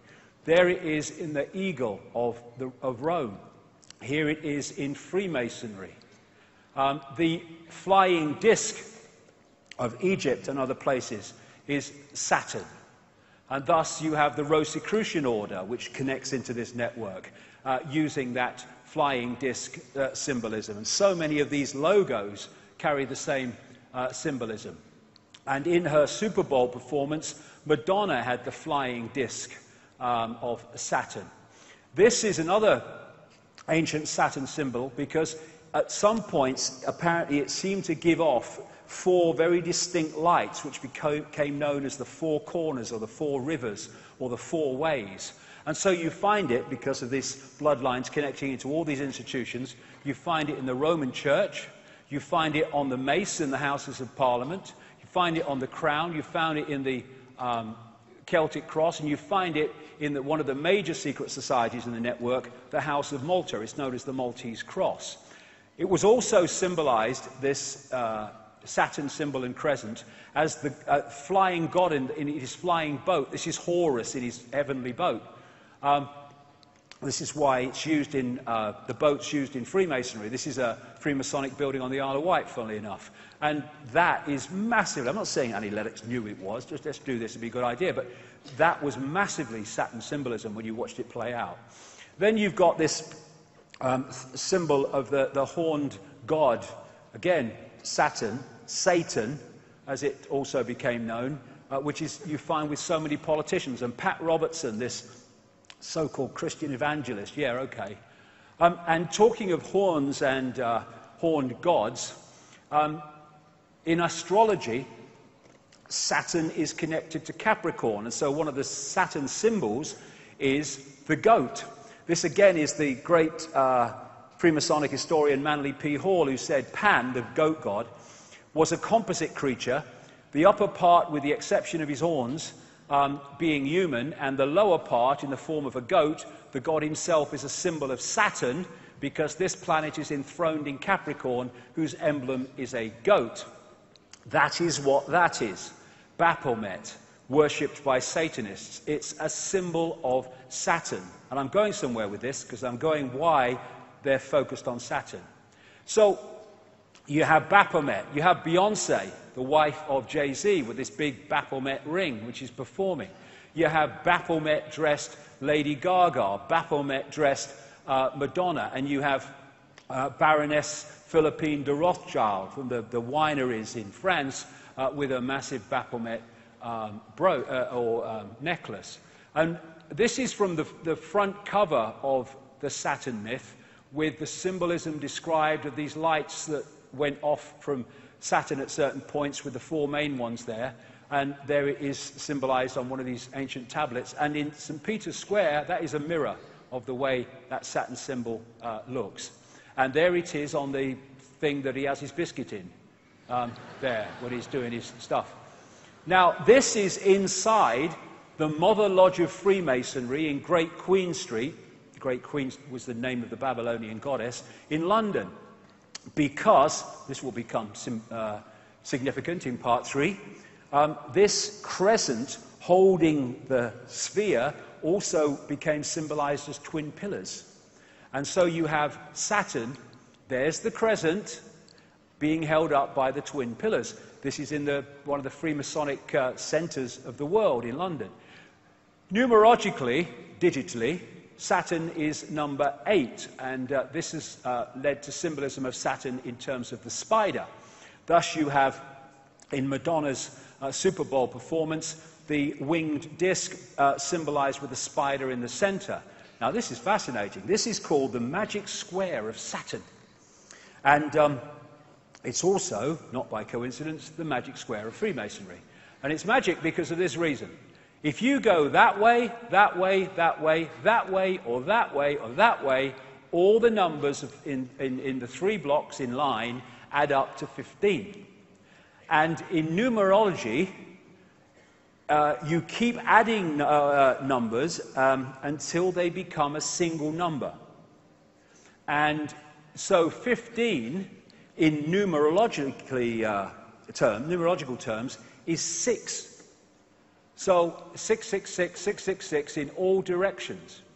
And the black and white squares, for reasons I'll have to go into in detail in a book, because, you know, there's so much to get through today, also relates to Saturn. And so you have them in Freemasonic temples, black and white squares, and you have them in the major cathedrals, like Westminster Abbey and stuff, because of this connection I'm talking about. Now, this is called the sigil of Saturn. And they get this symbol by drawing in the magic square of Saturn from 1 to 2, and then to 3, from 4 to 5 to 6, etc. So they get it. Now you turn that straight up, and that's what that is. It's the sigil of Saturn. And this is a major symbol of Saturn going way back, the 6-pointed star. It just so happens to be the very symbol from which we get the name Rothschild, one of the major families in this network. Because they used to be called Bauer. They lived in Frankfurt in Germany.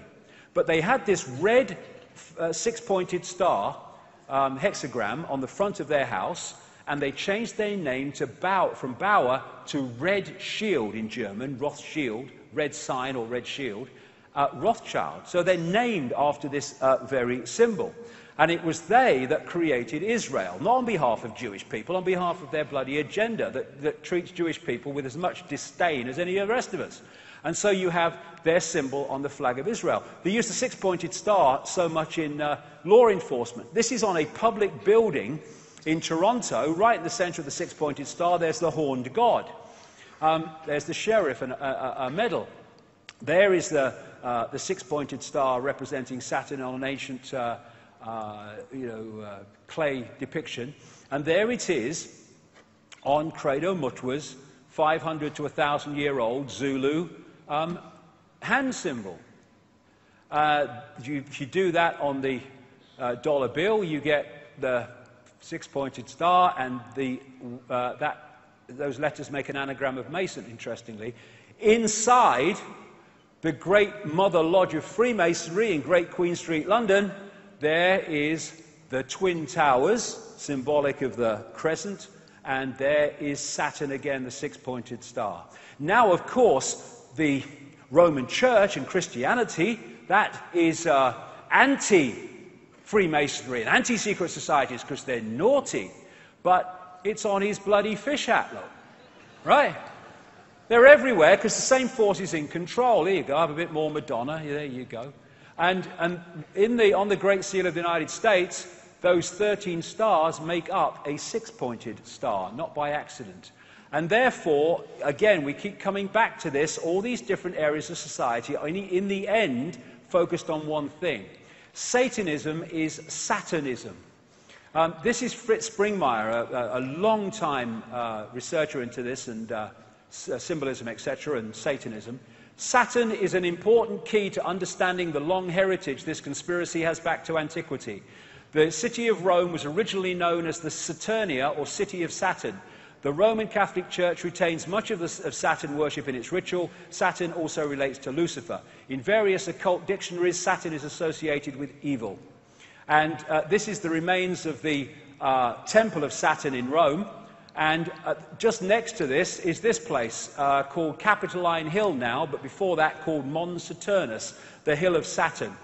And this is a very symbolically important place to the bloodlines. And this whole thing about the skull and bones, Capitoline Hill comes from caput, meaning dead, because they were supposed to have found a human skull there, and they call it caput, Capitoline Hill. That's why we say kaput when something's dead. And you have the theme in Christianity of Golgotha and Calvary, the place of the skull, hill of the skull. And Capitoline Hill became Capitol Hill when the bloodlines moved in on America. Now, the North Pole, the northern pole of Saturn, is a permanent storm which takes the form of a hexagon. And this has been found by the Cassini spacecraft, and I think the Voyager one before that in the early 80s.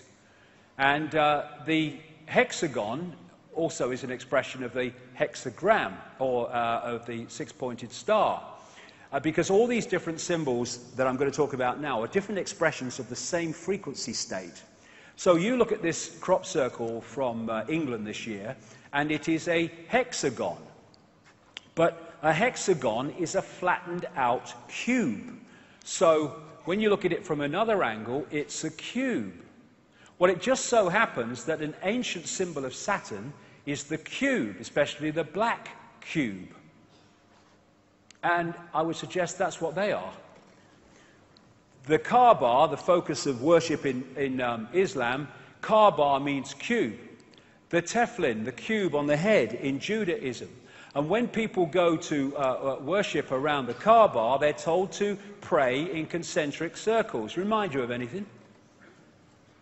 And they're told to walk around it, and their energy can be trawled. And if you focus on something that represents Saturn, Saturn is where the energy goes. In Judaism, they have Solomon's temple. Every syllable of Solomon means the sun. And the Holy of Holies in the so-called Solomon's temple was supposed to be a cube. They talk in Revelation about the New Jerusalem in cube terms. There's these massive cubes that they use. This is outside the one of the banks near Wall Street, near where the protests are. And you see these black cubes and cubes like used by Apple and stuff. Saturn symbolism.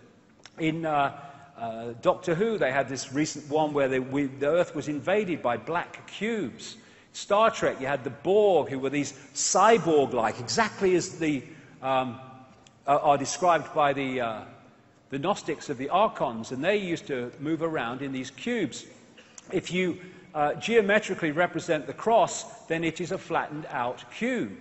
When you look at the depictions of these people, not Lady Gaga, but others, these religious leaders with the halo, well, that comes from Saturn as well, that halo when that luminous crescent was in that position.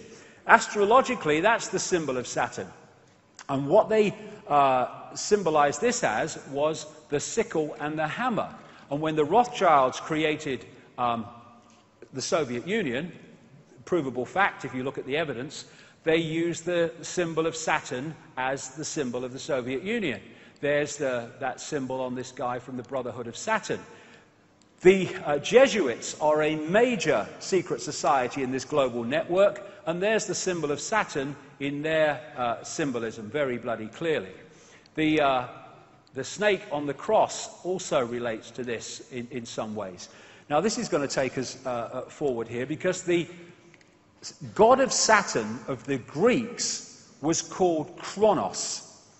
And Kronos was, because he was the god Saturn, the sickle, the scythe, was represented as holding the scythe, and also he was depicted as the god of time.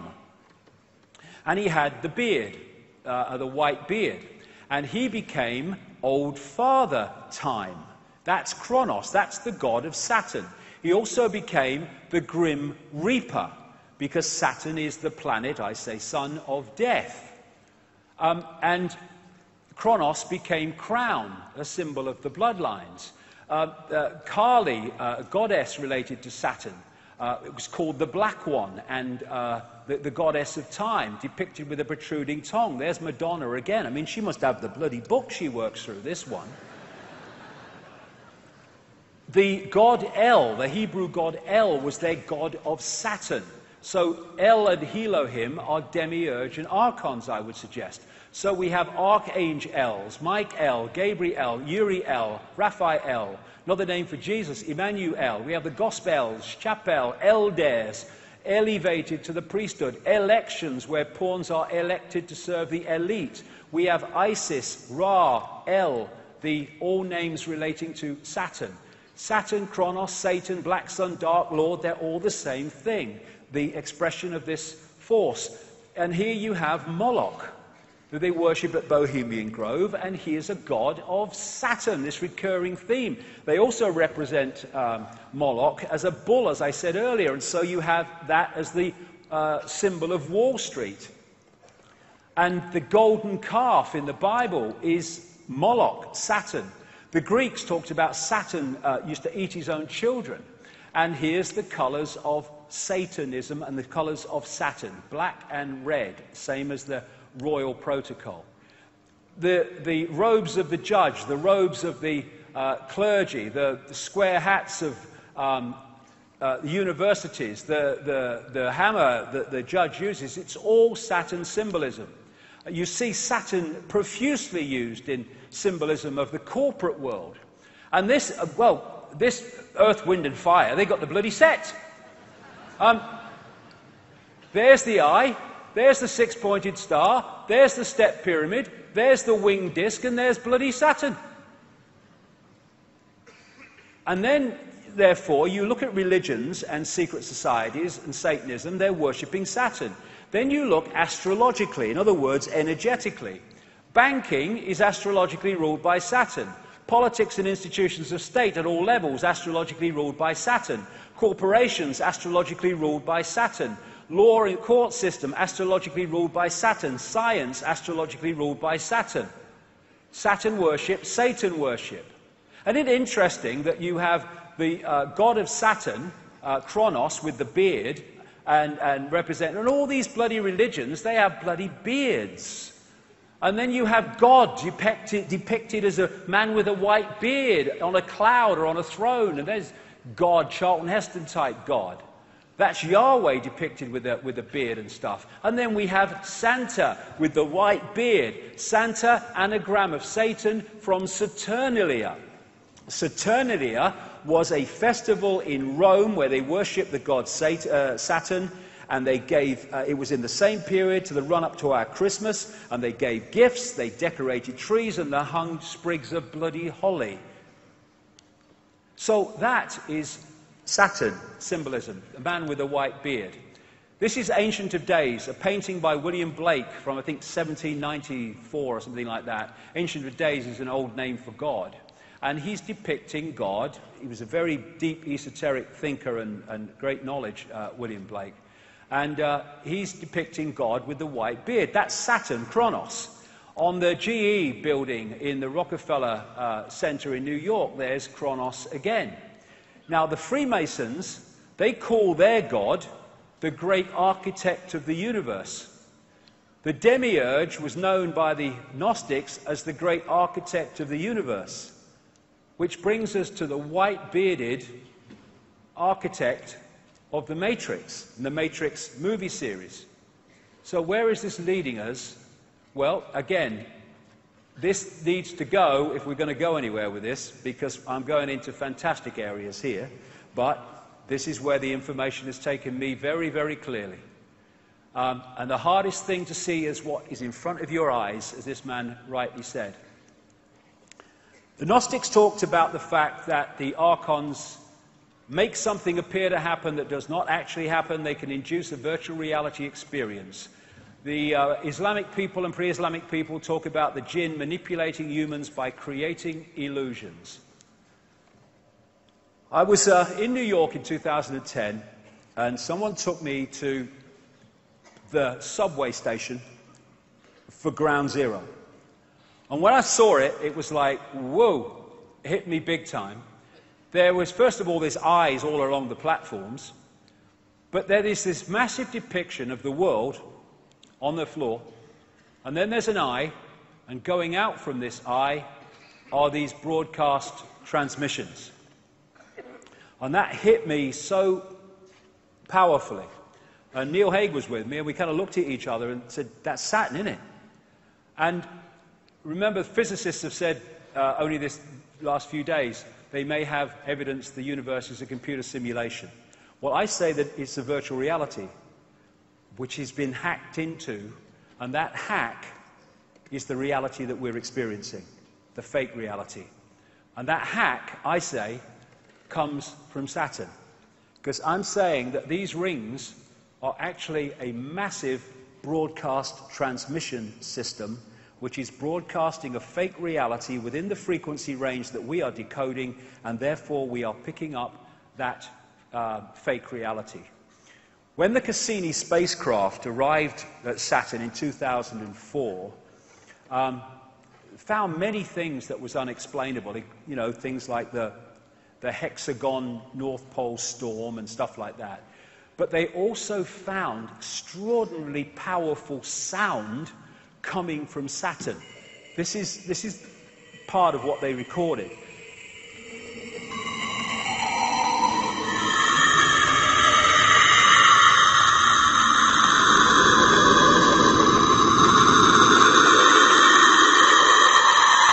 Nice, man. And I got sent this by a sound engineer, works in sound engineering for a living, and it's one of the rings of Saturn, and he said, I see that every day. That's bloody sound. They're sound waves. And this is in cymatics, this is a six-pointed star. And of course we have the hexagon going round and round and round at Saturn's North Pole. This is a standing wave created by sound, rings. This is at the south pole of Saturn, and it's a permanent ice storm. This is a standing wave created by sound. And these are symbols created by sound, like cymatics. And a certain frequency created this perfect six-pointed star with the hexagon in the middle and the hexagon there. Therefore, the sound creates the frequency, creates the symbol, and in the same way, the symbol represents the sound and the frequency.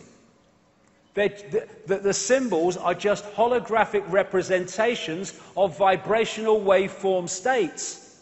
I would suggest in these symbols' cases, representatives of the sound frequency coming off Saturn. Same with all these symbols and numerological manipulations. The sound and the symbol are different expressions of the same thing. Thus, if we, in the holographic realm, are constantly bombarded with these symbols, it is on an energetic level feeding us the frequency field of what they represent. And Saturn, when described pre-cataclysmic, didn't have rings. So where'd they come from? Well, maybe it had rings, but it weren't rings we could see. We can see them now. Well, this guy, Norman Bergeron, has a long, he's in his 90s now, I think. He has a long, long history in space research, technological research, going way back. And his life changed when he started studying the pictures that came back from the Voyager 1 and 2 space expeditions to Saturn. They arrived in 1980 and 81. Because when he studied them, he realized there was something very strange about Saturn's rings. And he said this in his book, The Ring Makers of Saturn. Several years ago, a number of folks in the astronomy and physics world began theorizing that these rings had to be much younger than the universe, perhaps only about 100 million years old. But one pair of pictures shows a change in 5 minutes. An impression is conveyed that the latest reported measurements purport to be the true ones, when in reality all might quite nearly be correct at the time of observation. General reluctance to accept variable ring system geometry occurs because of apparent failure to identify a physical mechanism suitable for producing recurrent change. In other words, classic mainstream science, if we can't explain it, we'll kid ourselves it doesn't exist. And he also found these in the pictures coming back from Voyager, and the Cassini ones found them too. And he calls them electromagnetic vehicles, and they are massive. Some of them several times bigger than the Earth. But again, we need to move our sense of perception. In terms of size representation, this is the Earth against the size of Saturn. They're not talking the same perception of big in terms of outside of the Earth. And here are some of the other pictures of these electromagnetic vehicles picked up by these NASA craft. Why aren't they all in the papers being talked about? You'd think, what the hell is this? No, nothing. Thanks to Berggren, we've seen their existence. This is the Hubble telescope that's picked one of them up. Look at the size of the bloody thing. And here's a few Cassini spacecraft pictures, still pictures put together. What the hell is that? Exactly what Berggren was describing from Voyager. And this is the other thing. He found pictures of stuff spewing out of these electromagnetic vehicles into the rings of Saturn and bloody making them, or extending them. And what is said to be in the rings of Saturn, I guess thus that's why we can see them, is like ice and stuff. I think, and I would suggest that eventually they will realize that there is a crystal substance being put into those rings that has a dramatic impact on their ability to transmit information. In 2009, NASA released this picture, which is a ring around Saturn, which is from 3.7 million miles out to 7.4 million, and that ring could encompass 1 billion Earths. I suggest that there are rings that we can see, but there are sound rings that we can't see that are coming out across, and we're picking them up. They make something appear to happen that does not actually happen. They can induce a virtual reality experience. The Saturn matrix, as I call it, is a frequency band which we are decoding as a fake reality. And I suggest, my view, we will find that the edge of that frequency band is what we call the speed of light.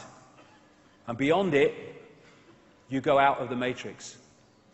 And when all the genetic tinkering that the ancients talked about went on, the human form was being manipulated to be tuned in to receive and transmit within the frequency band of this Saturn broadcast, and pulling people from a heart state beyond the matrix into an emotional point of interaction massively in the matrix was a major way of tuning us into this fake reality. We talk about people who don't think for themselves as being in the box. Maybe we ought to say that they're in the cube. And they want to shut the heart down, and they have to so many people, because it takes us beyond the bounds of time and space, beyond the matrix, because I suggest that what we call time as we decode it is in this matrix transmission. I'll whip through this quickly because I've talked about this in my books at great length, and I've talked about this at Under London Talks. But I say the moon is a construct, or a part construct. This is a book called Who Built the Moon by Christopher Knight and Alan Butler. It's absolutely brilliant in the way that it puts the case for the moon not being real in terms of a natural body. But interestingly, what they find in that book is the mathematics and geometry between the sun, the moon, and the earth are fantastic in terms of their synchronicity, and it does not apply in any way to the rest of the solar system. And the Gnostic writings found in Nag Hammadi in 1945, 1,600 years old or more, say that this is a separate system operating within the Archon system of the inorganic universe. They say in the book, the authors, the maths involved in the Earth, Moon, Sun system is nothing less than staggering, and that the moon has been put there with the accuracy of the proverbial Swiss watchmaker. So when viewed from the Earth, it's the size of the sun at an eclipse. The BBC did a program, Do We Really Need the Moon? And it said the moon is now in a perfect position to sustain life on Earth in its effect on the Earth, but it's just a coincidence. I think not. We only see the near side of the moon. We don't see the far side of the moon. And the authors say in that book, the moon is bigger than it should be, apparently older than it should be, much lighter in mass than it should be. It occupies an unlikely orbit and is so extraordinary that all existing explanations for its presence are fraught with difficulties, and none of them could be considered remotely watertight. The mainstream theory is that the Earth was hit by a Mars-type planet when it was forming, and a chunk came off and became the moon, called the whack theory. That didn't pan out, so they came up with a double whack theory, where it was hit by the planet, it went away and gave it another smack, and then it became the moon. Now, of course, it doesn't pan out because it's nonsense. They don't know. Why don't they just say it's not a bad thing we don't know? There's lots of things we don't know. The best explanation for the moon is observational error. The moon doesn't exist, said this scientist at the Smithsonian Center for Astrophysics. It's easier to explain the non-existence of the moon than its existence, blah, blah, blah. It goes on and on. And you know, I'll go through this because I don't want to run over too much time. I'll just mention a few things about the moon. These two scientists from the Soviet Academy of Sciences wrote a detailed article in 1970 headed, "Is the Moon the Creation of an Alien Intelligence?" And they explained in scientific terms why the Moon cannot be a natural body, and in doing so explained all the anomalies that, if it is a natural body, cannot be explained. This guy, Sergeant Wolf, talked at the National Press Club a few years ago and told of his experiences on the inside at NASA, where he saw things like alien bases on the moon and stuff like that. And there's all these towers and strange phenomenon, like this blue light called blue gem or blue dome that they can't explain on the moon. And these artifacts on the moon that clearly are not natural. Look at that one. What the bloody hell is that? They can't explain them, they don't talk about them. These are pictures of what are claimed to be statues on the moon. There's so much we don't know. In symbolic terms, maybe in a bit more than that, the moon is a bit like the Death Star of this big-time insider, George Lucas, in the sense that it's actually some kind of technological construct. And it's my view, as I've said before in previous books, that what the moon is doing, in its present use anyway, is taking this Saturn broadcast and acting as an amplifier to fire it at the Earth, so we get it in massively increased power and therefore effect. It's acting a bit like a dish transmitting information which we're picking up and decoding into a fake reality. Now, 9 months after I'd written that in a book called The Human Race Get Off Your Knees, someone sent me an email from Brazil, I think it was, a lady, and said, "Have you read this book, Earth, by Barbara Marciniak? Because I've just read your book and I think you'd find it interesting." And she sent me some page numbers. Barbara Marciniak is what they call a channel. And lots of channels are not channels. They just think they are. But, you know, if you get a genuine one, then you can get out there and bring information out from other dimensions into this one. You can get some profound information that way.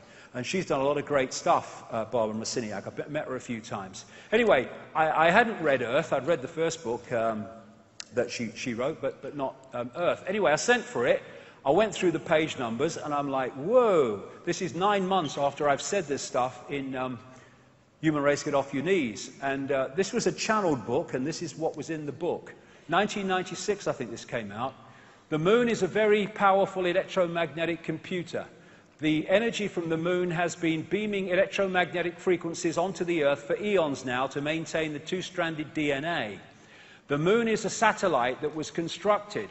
It was anchored outside Earth's atmosphere as a mediating and monitoring device, a supercomputer or eye in the sky. Earth must be owned by those who dwell there. However, it is not. You have outside gods, creator energies, who prevent you as a species from having free reign with your kundalini. That's the energy of awakening, in effect. The influence of the moon as a main satellite computer affects all of the Earth. The moon's programs have for eons been of great limitation towards human beings. There are repetitive cycles that the moon creates to which you respond. The tales about the full moon and insanity, madness and heightened bleeding are all quite true. You know that television influences you a great deal. The moon is the same way. And astrologically, just as a very quick aside, when that great rearrangement happened, of course, astrologically, everything changed as well in terms of the influence of the astrological energies upon the human perception, because suddenly all these bodies are in different positions to where they were before. So the Saturn-Moon matrix, as I call it, I say anyway, is generating a frequency band, a fake reality, which we are decoding to be what seems to be a real reality, and the genetic manipulation has tuned us into it and created this cycle of round and round the garden. It's coming, it's coming, it's coming, as the guy said in the video. And Neil Haig has this concept of moonopoly, or Saturn moonopoly. And it goes like this. You get up in the morning and you have your breakfast and then you go to work. And then you have your lunch, sandwich normally, and then I go to work, and then I go home, and then I have my tea, and then I watch a bit of telly, and then I go to bed. Then I get up and I go to work, and then I have my lunch, sandwich normally. And I mean, look at us. We are infinite consciousness, infinite awareness. All there is, has been, and ever can be.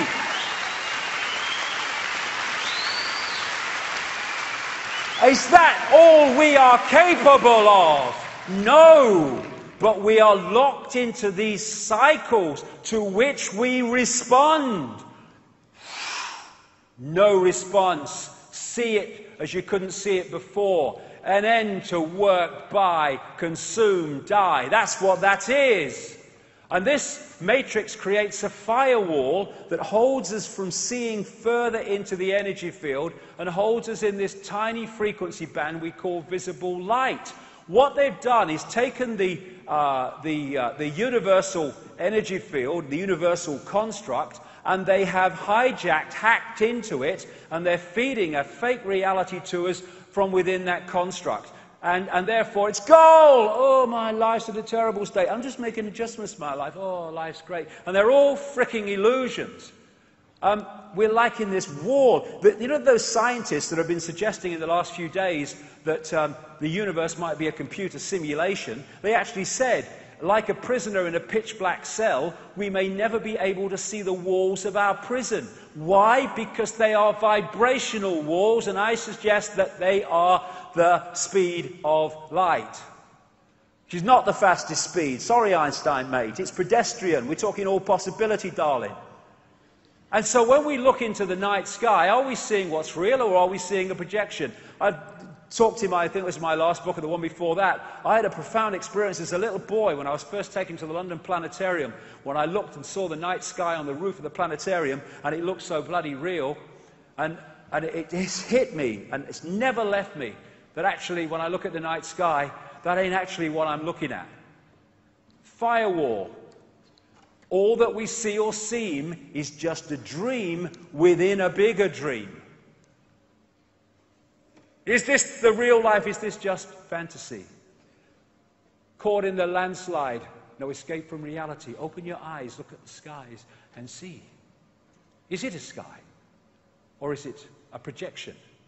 And so, when we come to the Matrix, and this scene in the Matrix, I call it the Saturn Moon Matrix, maybe connected to other things we don't know yet. This is so real, and so the world we live in. If you add two words.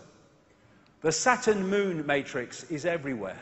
It is all around us, even now in this very room. You can see it when you look out your window, or you turn on your television. You can feel it when you go to work, when you go to church, when you pay your taxes. It is the world that has been pulled over your eyes to blind you from the truth. What truth? That you are a slave, Neil. Like everyone else, you were born into bondage, born into a prison that you cannot smell or taste or touch. A prison for your mind. Archon world. We live in Archon world. I'm going to bring this down now before we have a break. I'll bring this down into the world that we live in now. This guy, a great cosmologist, who knew far more than he was saying or was allowed to say, Carl Sagan. He wrote a book, The Dragons of Eden, in which he talked about the fundamental importance of understanding the reptilian impact of reptilian genetics on human behavior. Because the reptilian brain fundamentally affects human behavior. And I suggest that before the genetic tinkering, either that wasn't there or was nothing like as powerful as it is now.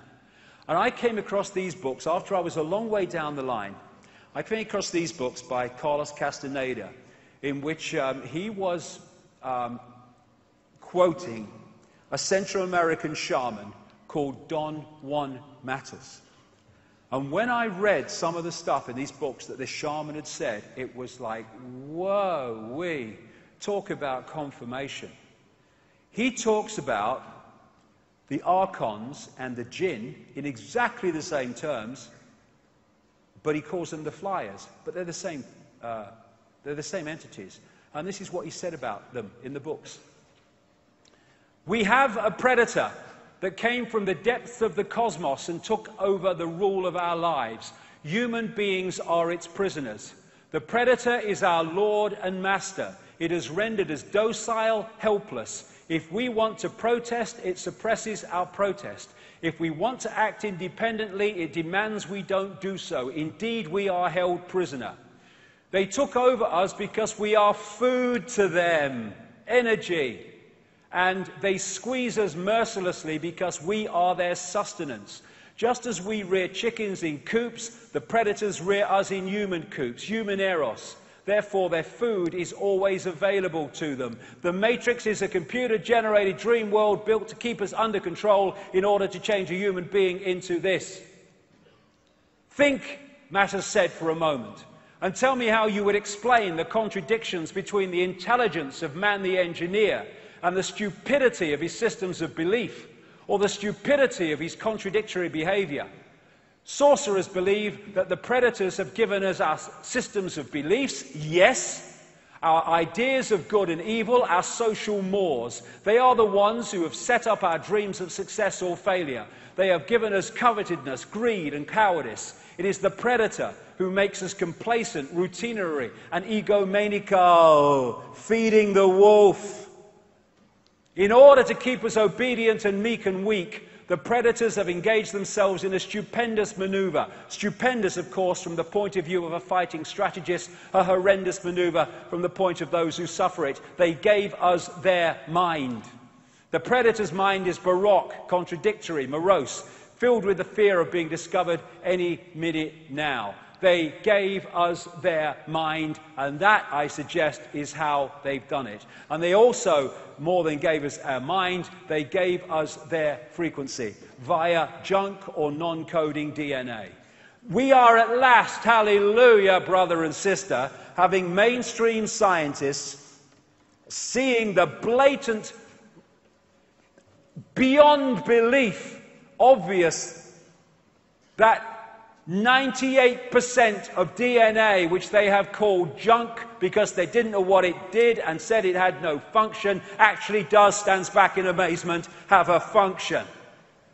And in that 98% of DNA, non-coding DNA, are programs, behavior programs, perception programs, emotional programs that if we are not beyond mind-body conscious, we lock into and they become us.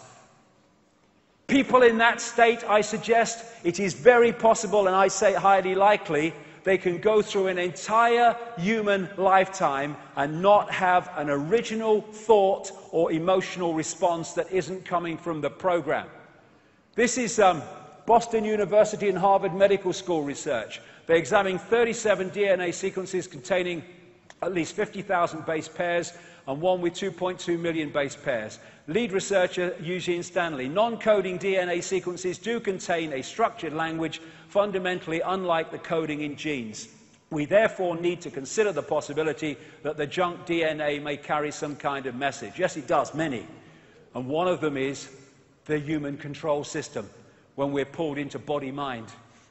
Russian DNA research. It appears that the languages we were looking for are in fact hidden in the 98% junk DNA contained in our own genetic apparatus.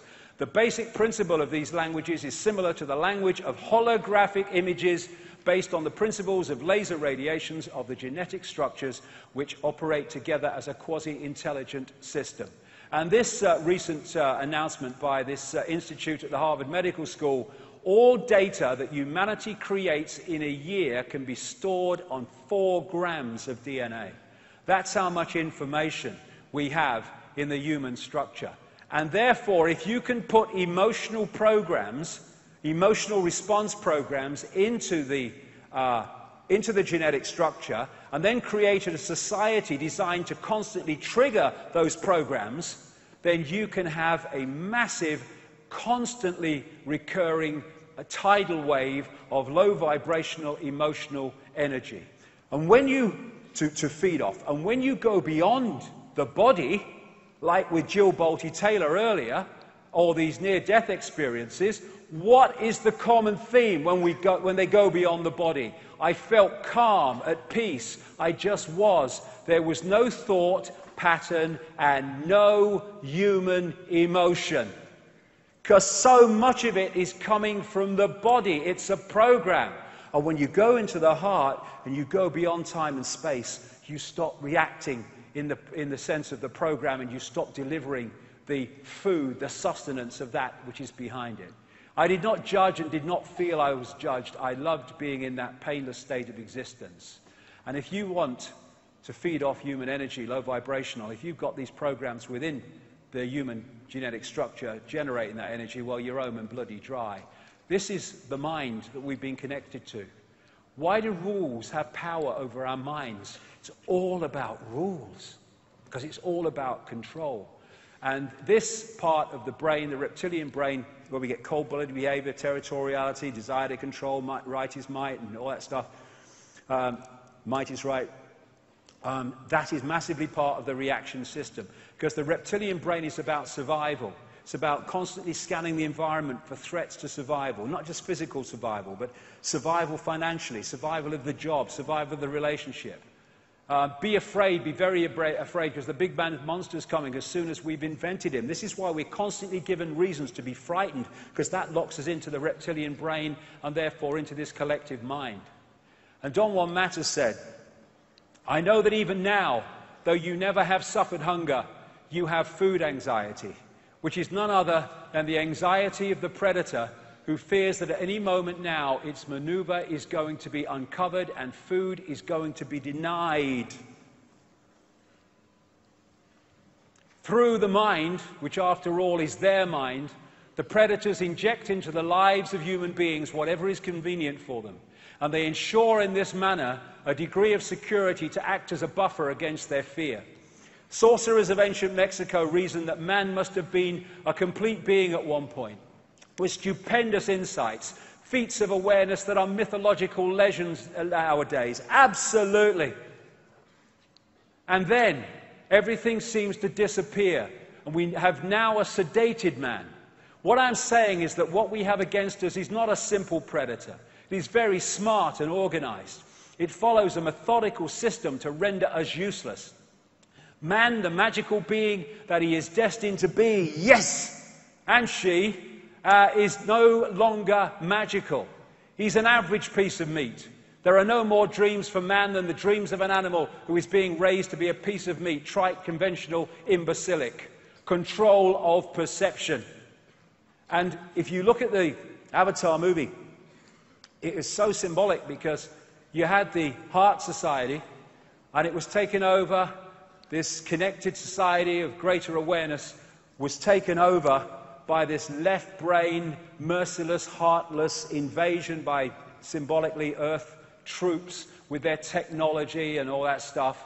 And you even had the symbolism of these invaders infiltrating the Blue People Society by operating inside an outer shell of blue people so that they didn't know that they were being infiltrated. Now, are we as a human race, there are 7 billion of us now and more, the number of people in full knowledge who are behind this are tiny, tiny. And they can only do it by dividing and ruling us. Are we going to stand up, come together and face this, or look the other bloody way and go on walking into a level of enslavement that would make George Orwell bloody wince? As Martin Luther King said, a man can't ride your back unless it's bent. Freedom is the sure possession of those alone who have the courage to defend it.